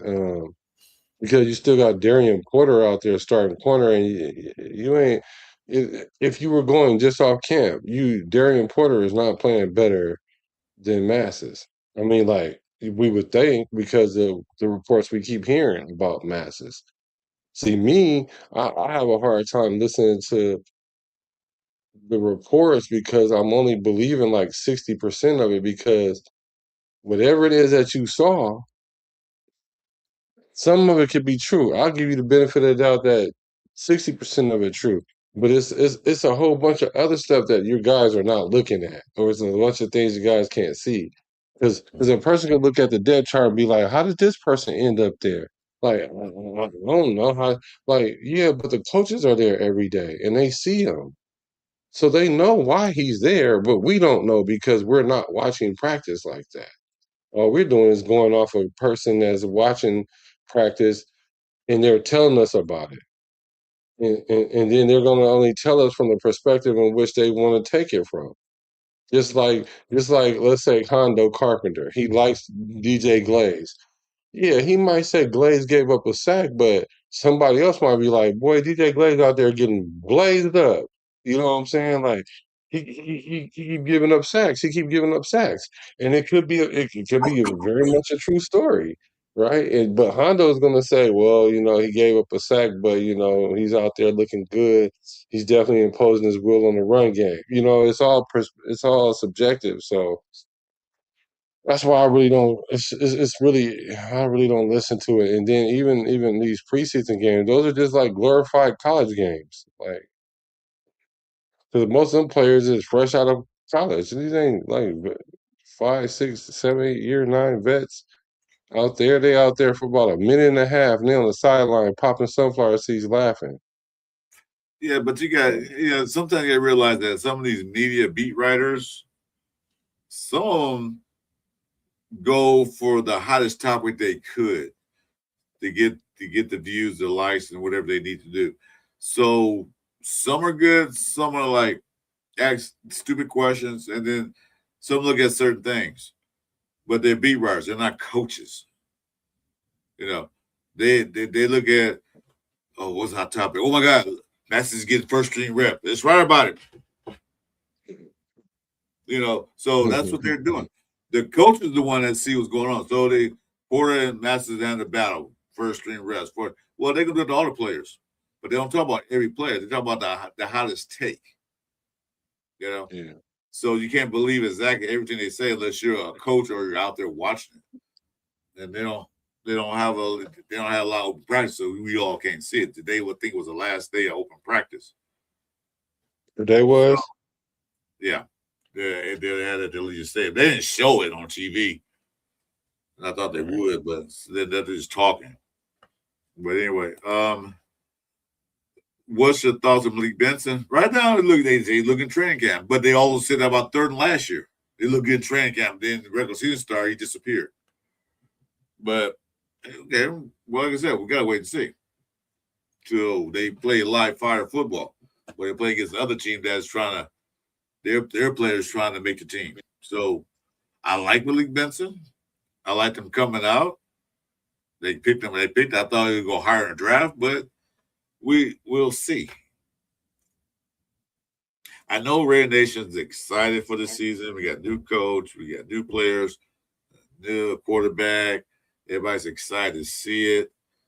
I'm excited, but I'm not overhyped about it. How about you? I was trying to see what was going on. Oh, I'm sorry. One more time. Oh, Malik Benson. So the thing about Malik Benson is this though, is coming in, people were projecting him to move up the depth chart. And so he's as advertised in camp up to this point, which I think would probably translate because I think he's one of those players that's a gamer. He's a gamer. He might not run the right rep in practice, or it might not be flawless, but he got the concept. And so then when the game time comes, it's just like you become a gamer, like you locked in. So I think he's one of those guys. And so with that being said, is I don't think he's coming in and he's going to be the number 2 wide receiver. Like that's a lot. That's asking a lot. I mean, even if they put him in position to do so, that's still asking a lot because it's just a lot for a rookie to come in like that, and you really a 6th rounder for a reason because his routes is not as crisp and sharp and all that other stuff. But that's something he can work on. But what I do think about him is when they have him come in certain situations, because I'm like, we shouldn't be so caught up on who's starting, especially on that wide receiver core. We shouldn't be tripping off who's starting so much. It's about packages, like who Right. thrives in what package. Like so Mhm. that way when Kubiak goes to a certain package, you're able to play more than one place in this package. Because if you can do so, then what happens is it's hard for the defense to scheme you. How this applies to Malik. Malik, you go into the slot, right? We run you some rail route or something, and you get open, you burn them, boom, 1-on-1, get a 40-yard catch. It's good. Now we put you on the boundary. You run a post during the cover 2 or something like that, or you run a seam and you catch the ball. Like when you're able to do those things, then you can get on the field more. And so it doesn't matter if he starts. Doesn't matter if he's the number 2 wide receiver. It don't matter if he's the number 1 wide receiver. It's just that when we put this package on the field, who's going to get open? And that's what it's gonna boil down to with these receivers this year. Who's gonna go get open? Because Kirk Cousins is gonna find you if you get open. Exactly. That's how I brought up Besh because Besh is probably a better run blocker than and Malik Benson is. That's why he's above him. Yeah, for sure. So there's gonna be a certain package where, like I was mentioning earlier, like the good might want to go deep and wide, so he'll bring him out there or want to spread the field around a little bit. He'll put Malik out there, Taylor or Tucker, whatever, have Bowers in there and whoever, and a running back, and he won't spread the field a little bit. So he's going to put in certain situations You're right. of what they're going to run. Or Malik Yeah. Benson can be a decoy, or he can be the main threat. Best gonna be like in run blocking, but I said best can catch too, like I said earlier. Oh yeah. But you know, I, you Besh, know, Besh got a lot of playing time last year. They just wasn't utilizing him because Geno Smith was one read, half a read, get the ball out and throw it or something. He ain't had a chance to wait for Besh to get open. Like, and that's why people keep saying, I'm suspecting that's why people are saying he don't have this separation thing. And I'm like, I don't know. This is a new thing I'm hearing these these fans talk about now. Is like separation. Like, what is separation? Like NFL separation is like not like college separation. Like the DB literally have his hands on your waist a lot of the time when you get the pass. It's up to where the receiver, where the quarterback throws the ball to get you open. Like the separation ain't yards unless you're on the boundary. If you're on the boundary, then you might get some separation. And right. and I think Jack Bash is like more like a slot receiver that's going to run across the middle of the field. That's why Similar to where the tight ends roam at. I don't think he's a tight end like people keep trying to put him as, but right in those areas, in the middle of the field, in the seams, or in the middle of a cover 2, that's where I see him working. And to his credit, a lot of receivers don't still like to go in there, even though you can't get hit like they used to, because they'll be targeted now. But back in our day, I yeah, hate I to know say that, but back in our day, it was a real fear factor going across the middle, even if you didn't catch the ball, though.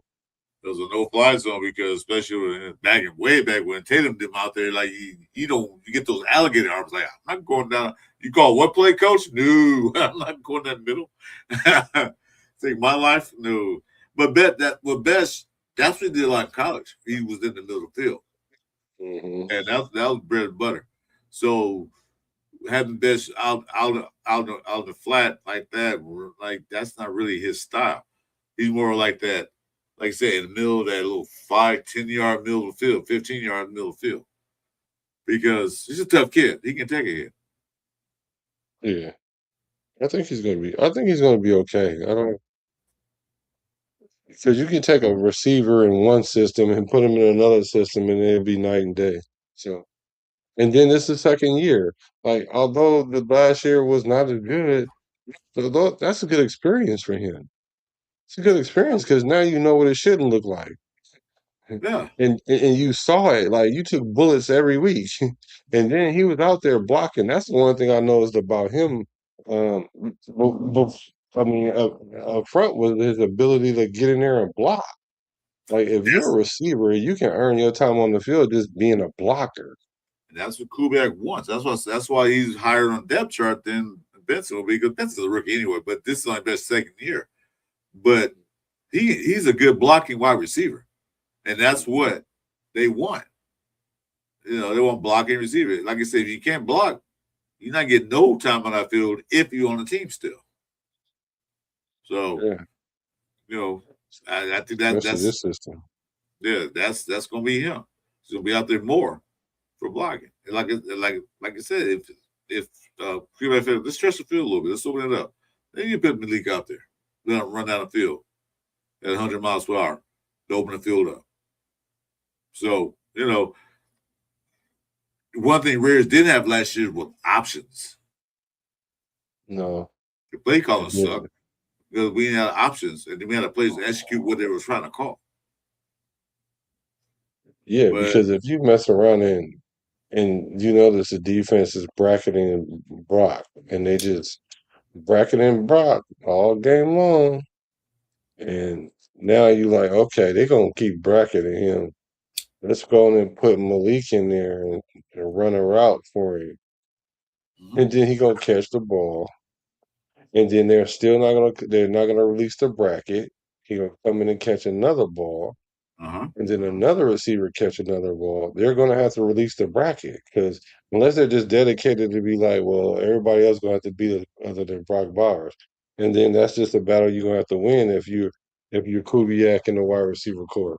Because if they're giving that to you, you got to just take that. Like you got to, and then you got like 3, 4 players that to take it with. So it ain't like you just relying on one other player to do it or one and a half other player to do it. They got a whole wide receiver room to get busy with.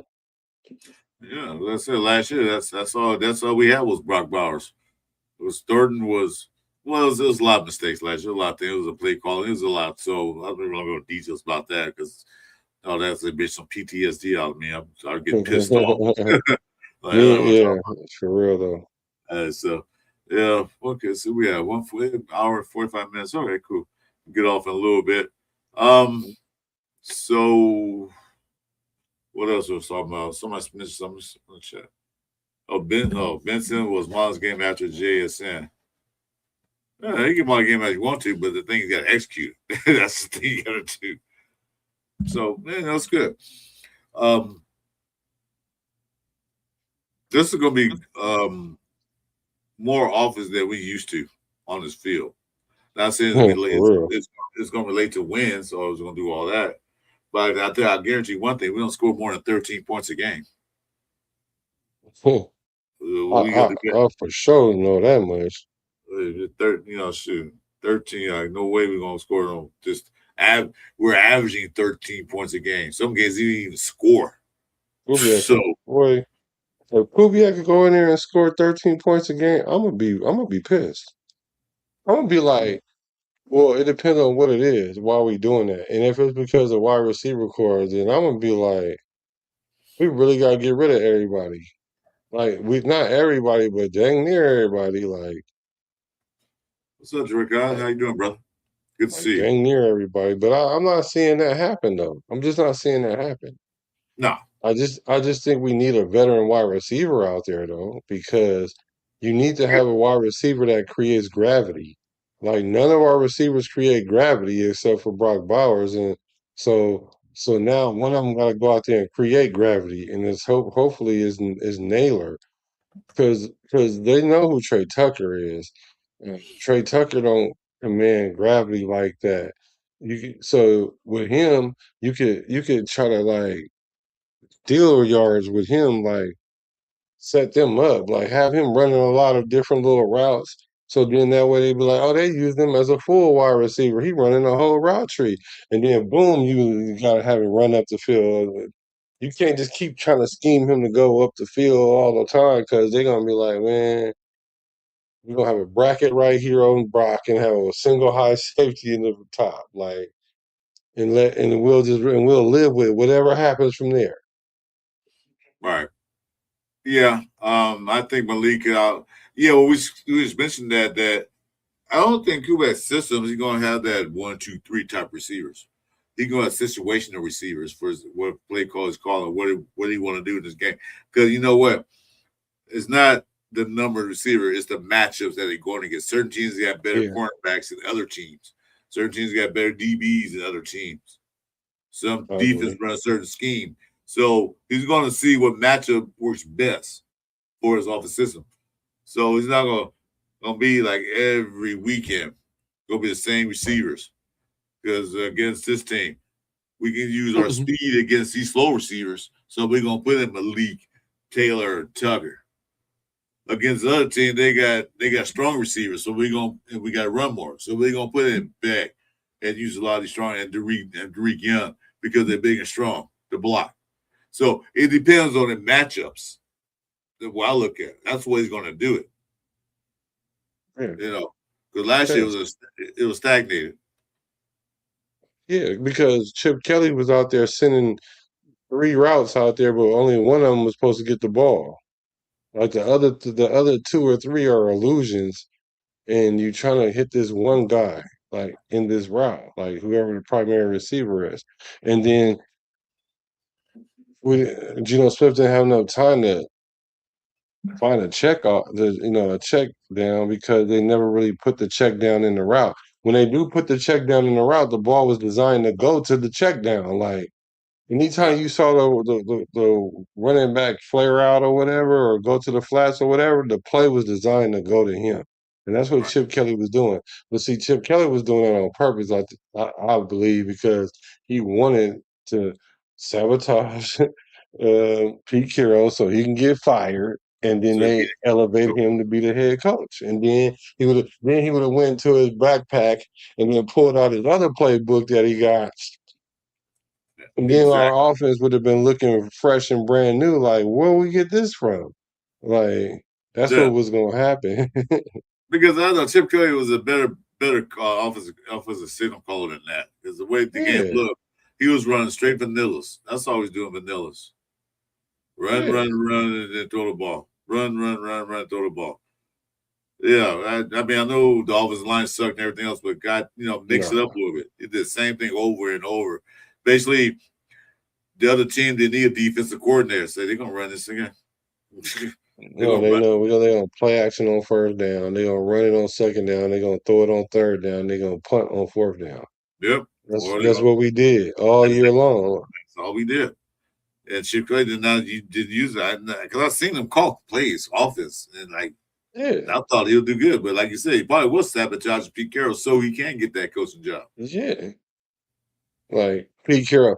So Pete? What do you guys need to do to come back in the second half or get the game into striking distance? Well, we need to run the ball, and we need to run the ball because the defense is over there trying to hold. So he's like, we need to run the ball.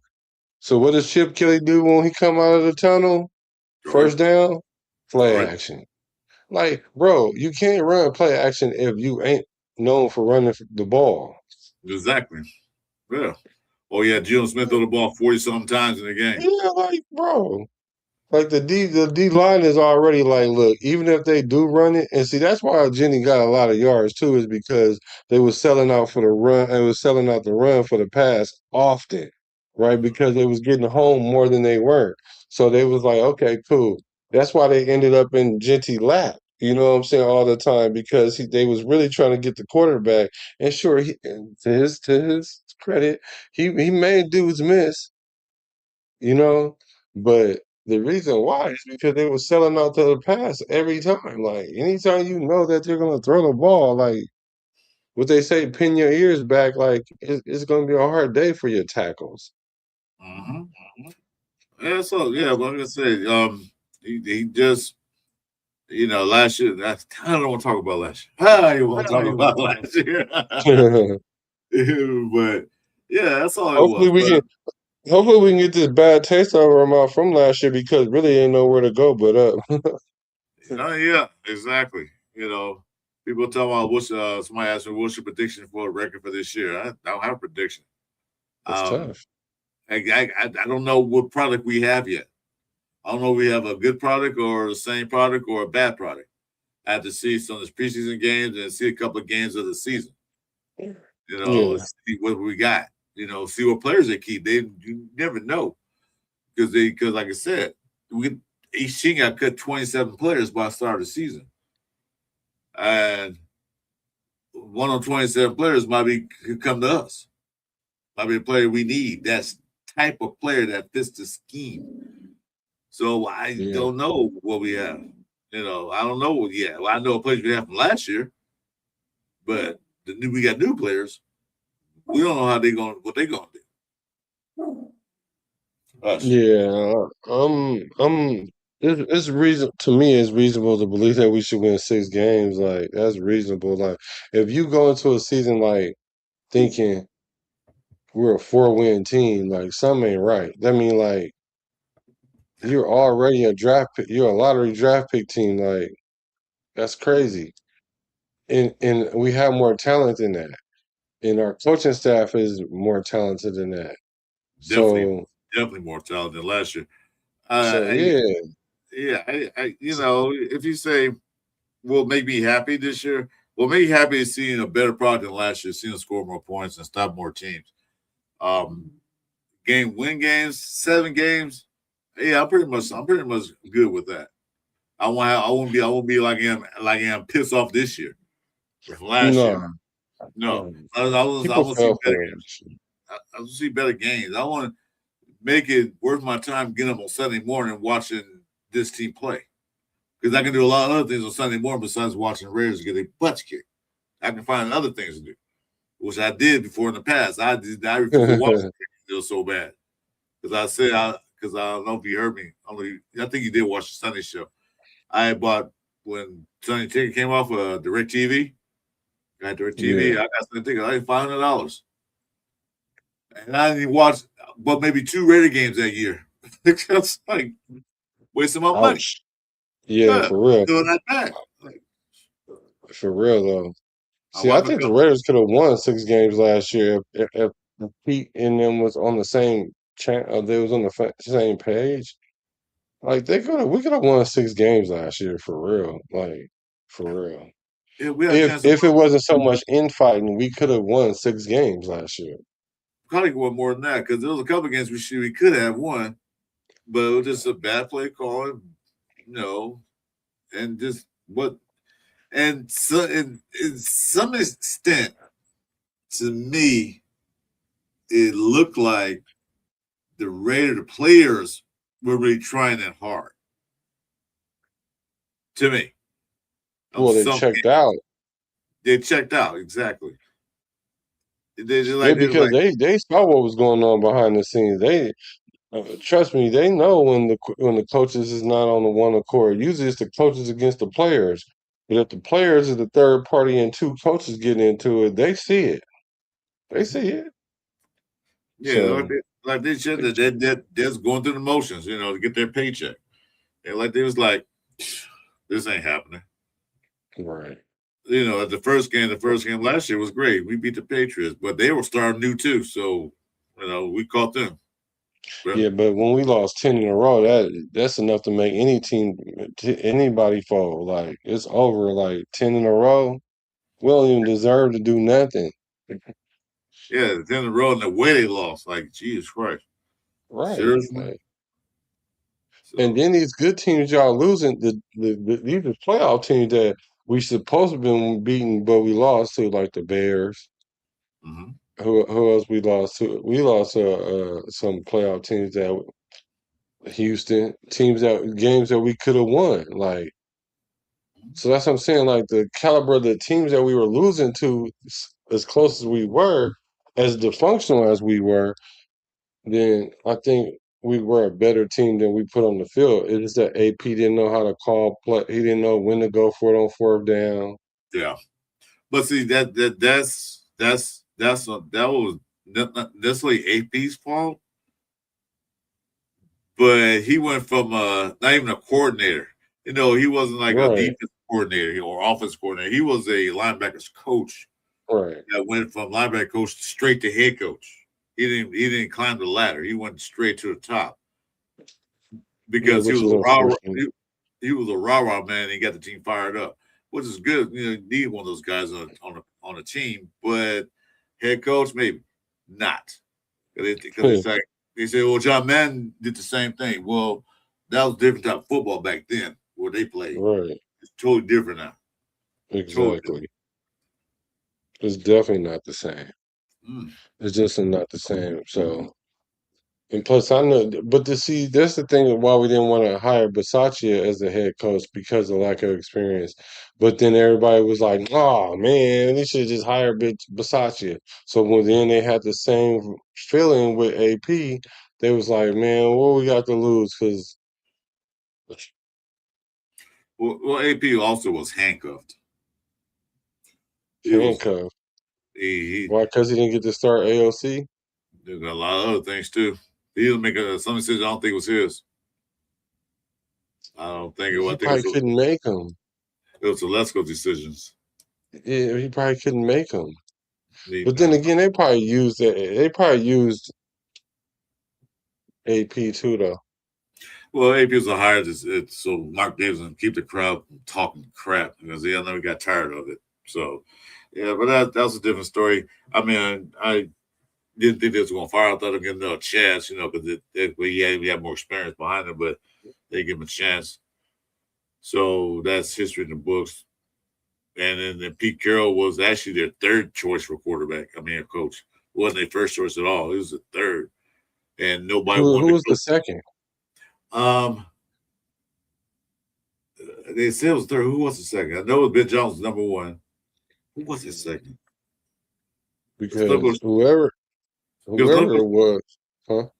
Let me it was look another it up. coach they wanted Let me look it up. because I heard he was a third choice. He wasn't their second choice. He might have been second choice, but I heard it was third. But Pete Carroll wasn't on top of their list. I know Ben Johnson was, but that was all going to not work. Oh, who was it? Was it Kingsbury? No, it wasn't Kingsbury. Well, let's see. It might have been Kingsbury. Mm,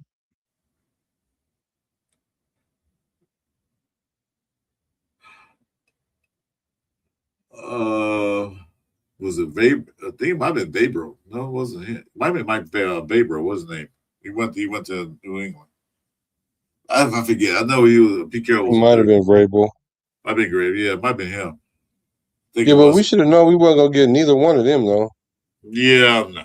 We knew that. That's why Pete Carroll came in because he was a third choice. Yeah, And but no all else. things considered, I thought that was a good hire though. All things considered, it's just that it went left when they hired Chip Kelly though. That's when it all went bad. Because they could I, have worked with it if Chip Kelly wasn't there. I'm telling you, if we would have got any normal offensive coordinator that called half of his plays modern, we'd have been good. But then we would have never got the first round pick either, though. yeah, that's true. So, Oh, Liam Cohn went to Jacksonville. We was trying to get him too, but he wasn't messing with us because these coaches be wanting quarterbacks when they come in. and we They ain't weren't have trying to attach their name to Geno Smith like that. it. Nope. Nah, We they're ain't trying have to. Well, like I said, you want to come in, you want to come in here and have a good team so you can build your resume up. So this don't work out. Well, I did win 9 games this team last year, but it's not working out. Another team won't pick you up. You know what I mean? Yeah, he was like, So man, I took that. you don't want to have it on your resume. Like how many games you win? I've been the Raiders 2 years. I only won 4 games. Well, that's not gonna work for us. We're not gonna hire you. They still might give you a chance because it's the Raiders, but I mean, at the same time, you're at least not going to be that long. Because if you look anything like you did with the Raiders, they're going to get rid of you. Yep. except for Kubiak. Kubiak, I hopefully never had. If he only win 4 games next year, they're not gonna fire him. They're gonna be able Kubiak to say got like fire about Kubiak, and then who else is gonna get after that? If man, they I get heard fired, some people say that. If the yeah, Raiders fire Kubiak, I'm done watching football. Y'all know that. I'm done It watching it it'll professional be football. no need for me to watch the Raiders anytime soon. Like none. Yeah, Like but zero. they fire Kubiak. Then who they gonna get? Because ain't nobody, no coach gonna want to come here. Because watch out, go there for unless I want to get paid there. Unless I'm going to get paid the money. Well, I want to go there. If they gonna keep you gonna fire me the next season, I don't do good. But they not because plus it's his first year and he's rebuilding the team. So, They better yeah, not fire him for like they better not fire him. They better not even put him on the hot seat till after about a year. I'll say 2 years. Nah, I'd say like after year 3. Year 3, you can put him on the hot seat, guaranteed. But even then though, like even then, like I'm pretty sure it ain't gonna be him. The reason why we're not good is not gonna be because of him. If anything, it'd be because Mendoza didn't pan out to what they thought he was gonna be, which I don't foresee. But I'm just saying these are the things that can happen that'll put him in that situation where, okay, now we got a defense. We got to pay Brock now all this money and Mm-hmm. Genty too in the next following year, Right. and then we don't have no quarterback. So now we got to go in the draft and get another quarterback, or we got So, to play the veteran game, which we don't want to do because no. look how hard everybody taking this, and Kirk Cousins is a rental. Like we know he's a rental, but everybody's spazzing out. Like so, that's the Yeah. only way I can see him in the hot seat is if Mendoza don't pan out and we need to get another quarterback, but we win enough games where we can't get a real good quarterback in the top 5 or whatever. But you might not need a top 5 quarterback because that doesn't give you automatic success like in other It's not, positions where if you put it's a not number guaranteed. one draft pick in there and then it translate quarterbacks is kind of weird. It's not guaranteed because Yeah, you can have a high pick quarterback. It don't work out for you. Oh, then you get right. the you might. Like I said, you might. What's that guy named? That guy that UDFA, Jacob Clark. Jacob Clark, Yeah, yeah. you never know. He might come out the woodwinds, man, and blow everything up. Do a Brock Purdy. Yeah, exactly. You don't know. Like I said, but the way Kubiak's coaching system, the way his system works for quarterbacks and running backs and everything else, I can't see Mendoza fail. He's got to work on a few things, you know, and that's what they want to do. That's why they brought in Kirk Cousins for that reason, a filler until a quarterback we drafted is ready. Yeah, Because I don't want. he needs to. I'm sorry. Oh, go ahead. No, I was just gonna say that he Mendoza just needs somebody to watch to do it. Mm-hmm. Because if he had to try to figure out on his own without seeing somebody doing it, that's definitely gonna be like a 3-4 win season. Yep.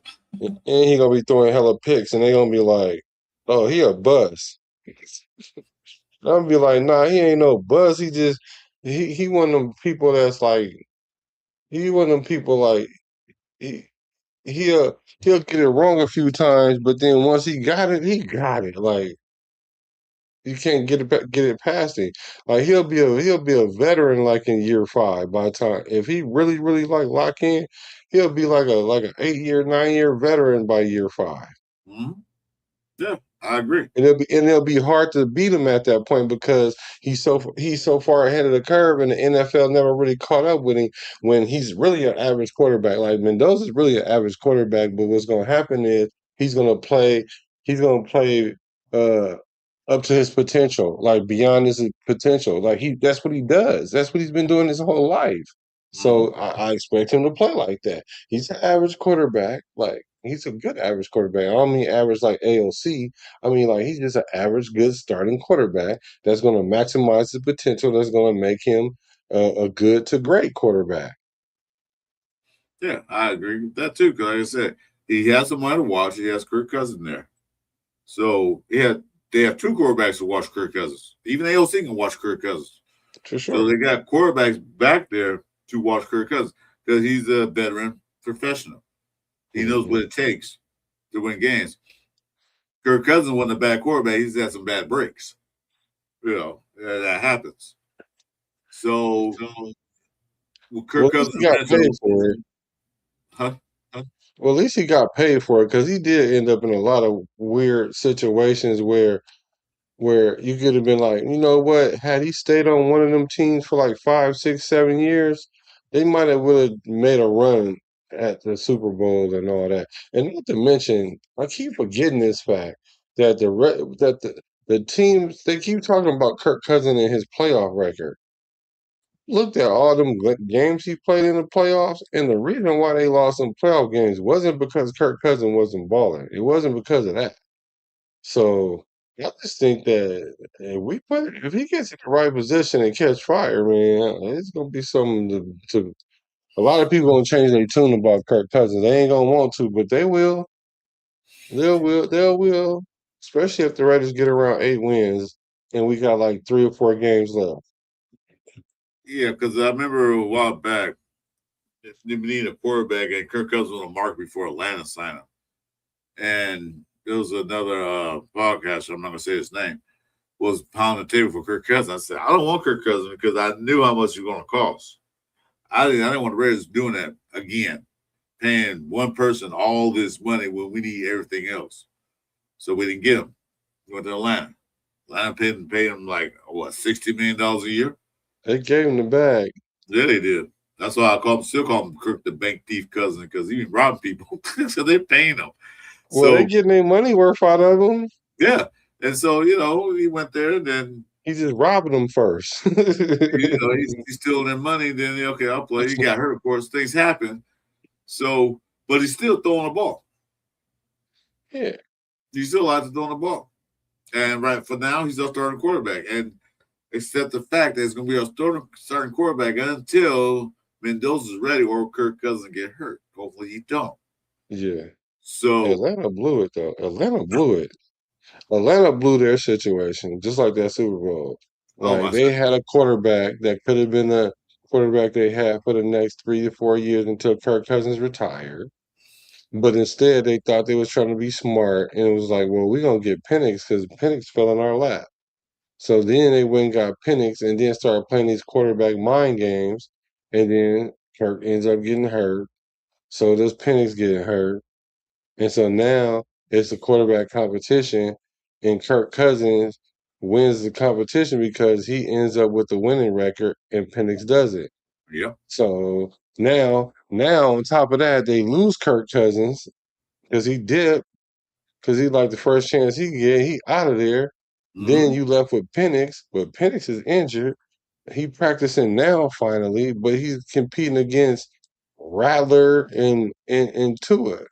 It's like The a two. bunch I was of gonna say, who they get? Two. They got two. Like, really? yeah, Uh, like I'm like, man, well, y'all might as good well luck. throw AOC in that quarterback competition because I don't know. Like, Some teams make bad mistakes, and we've been making bad mistakes for many, many, many years. oh So, yeah, but now I think because this season, off season, felt a whole lot different. Last year, it felt different from the draft picks, but we didn't get a chance to see him because Pete didn't want to put him out there. But this year, it feels different.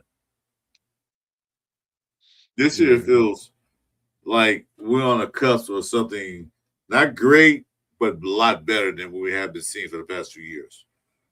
So yeah, anyway, yeah. so I'm gonna go. We're gonna go and end this tonight. Let's see what I'm Yes, saying, boys.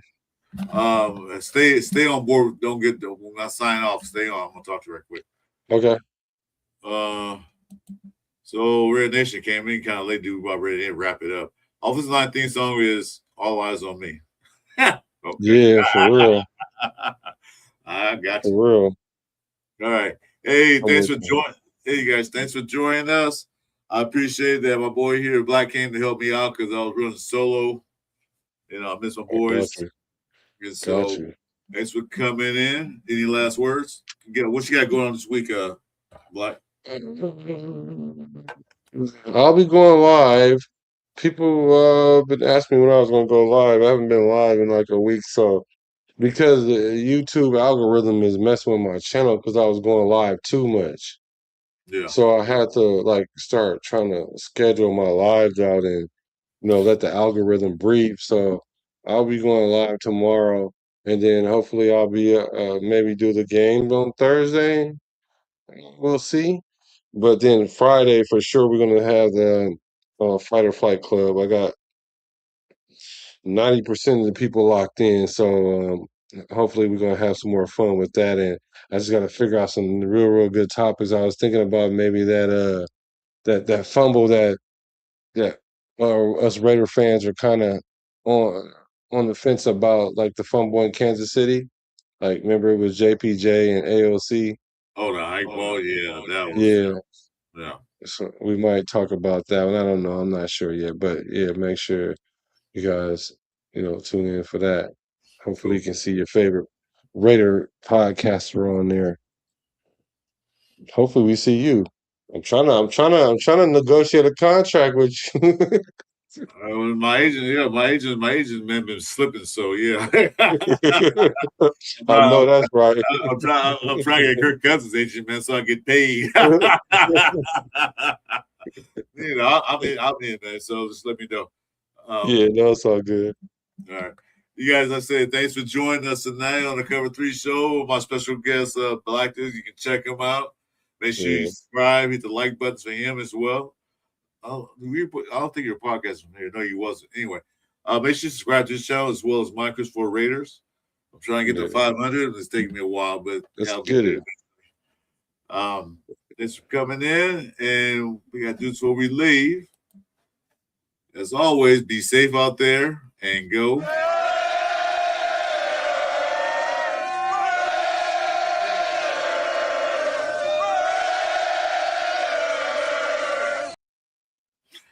God, guys, until next time, we'll see you guys soon. Have a good day. Good night. Raider Nation Jason, Chris, 4 Raiders, Chewy, and this the Cover 3 show. Raider Nation Jason, Chris, 4 Raiders, Chewy, and this the Cover 3 show.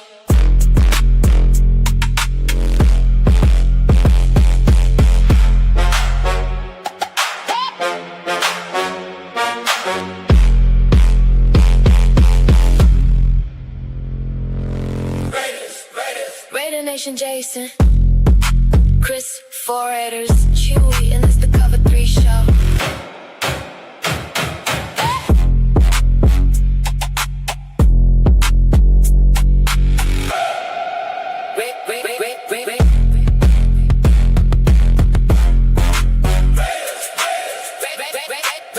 Raider Nation. Raiders.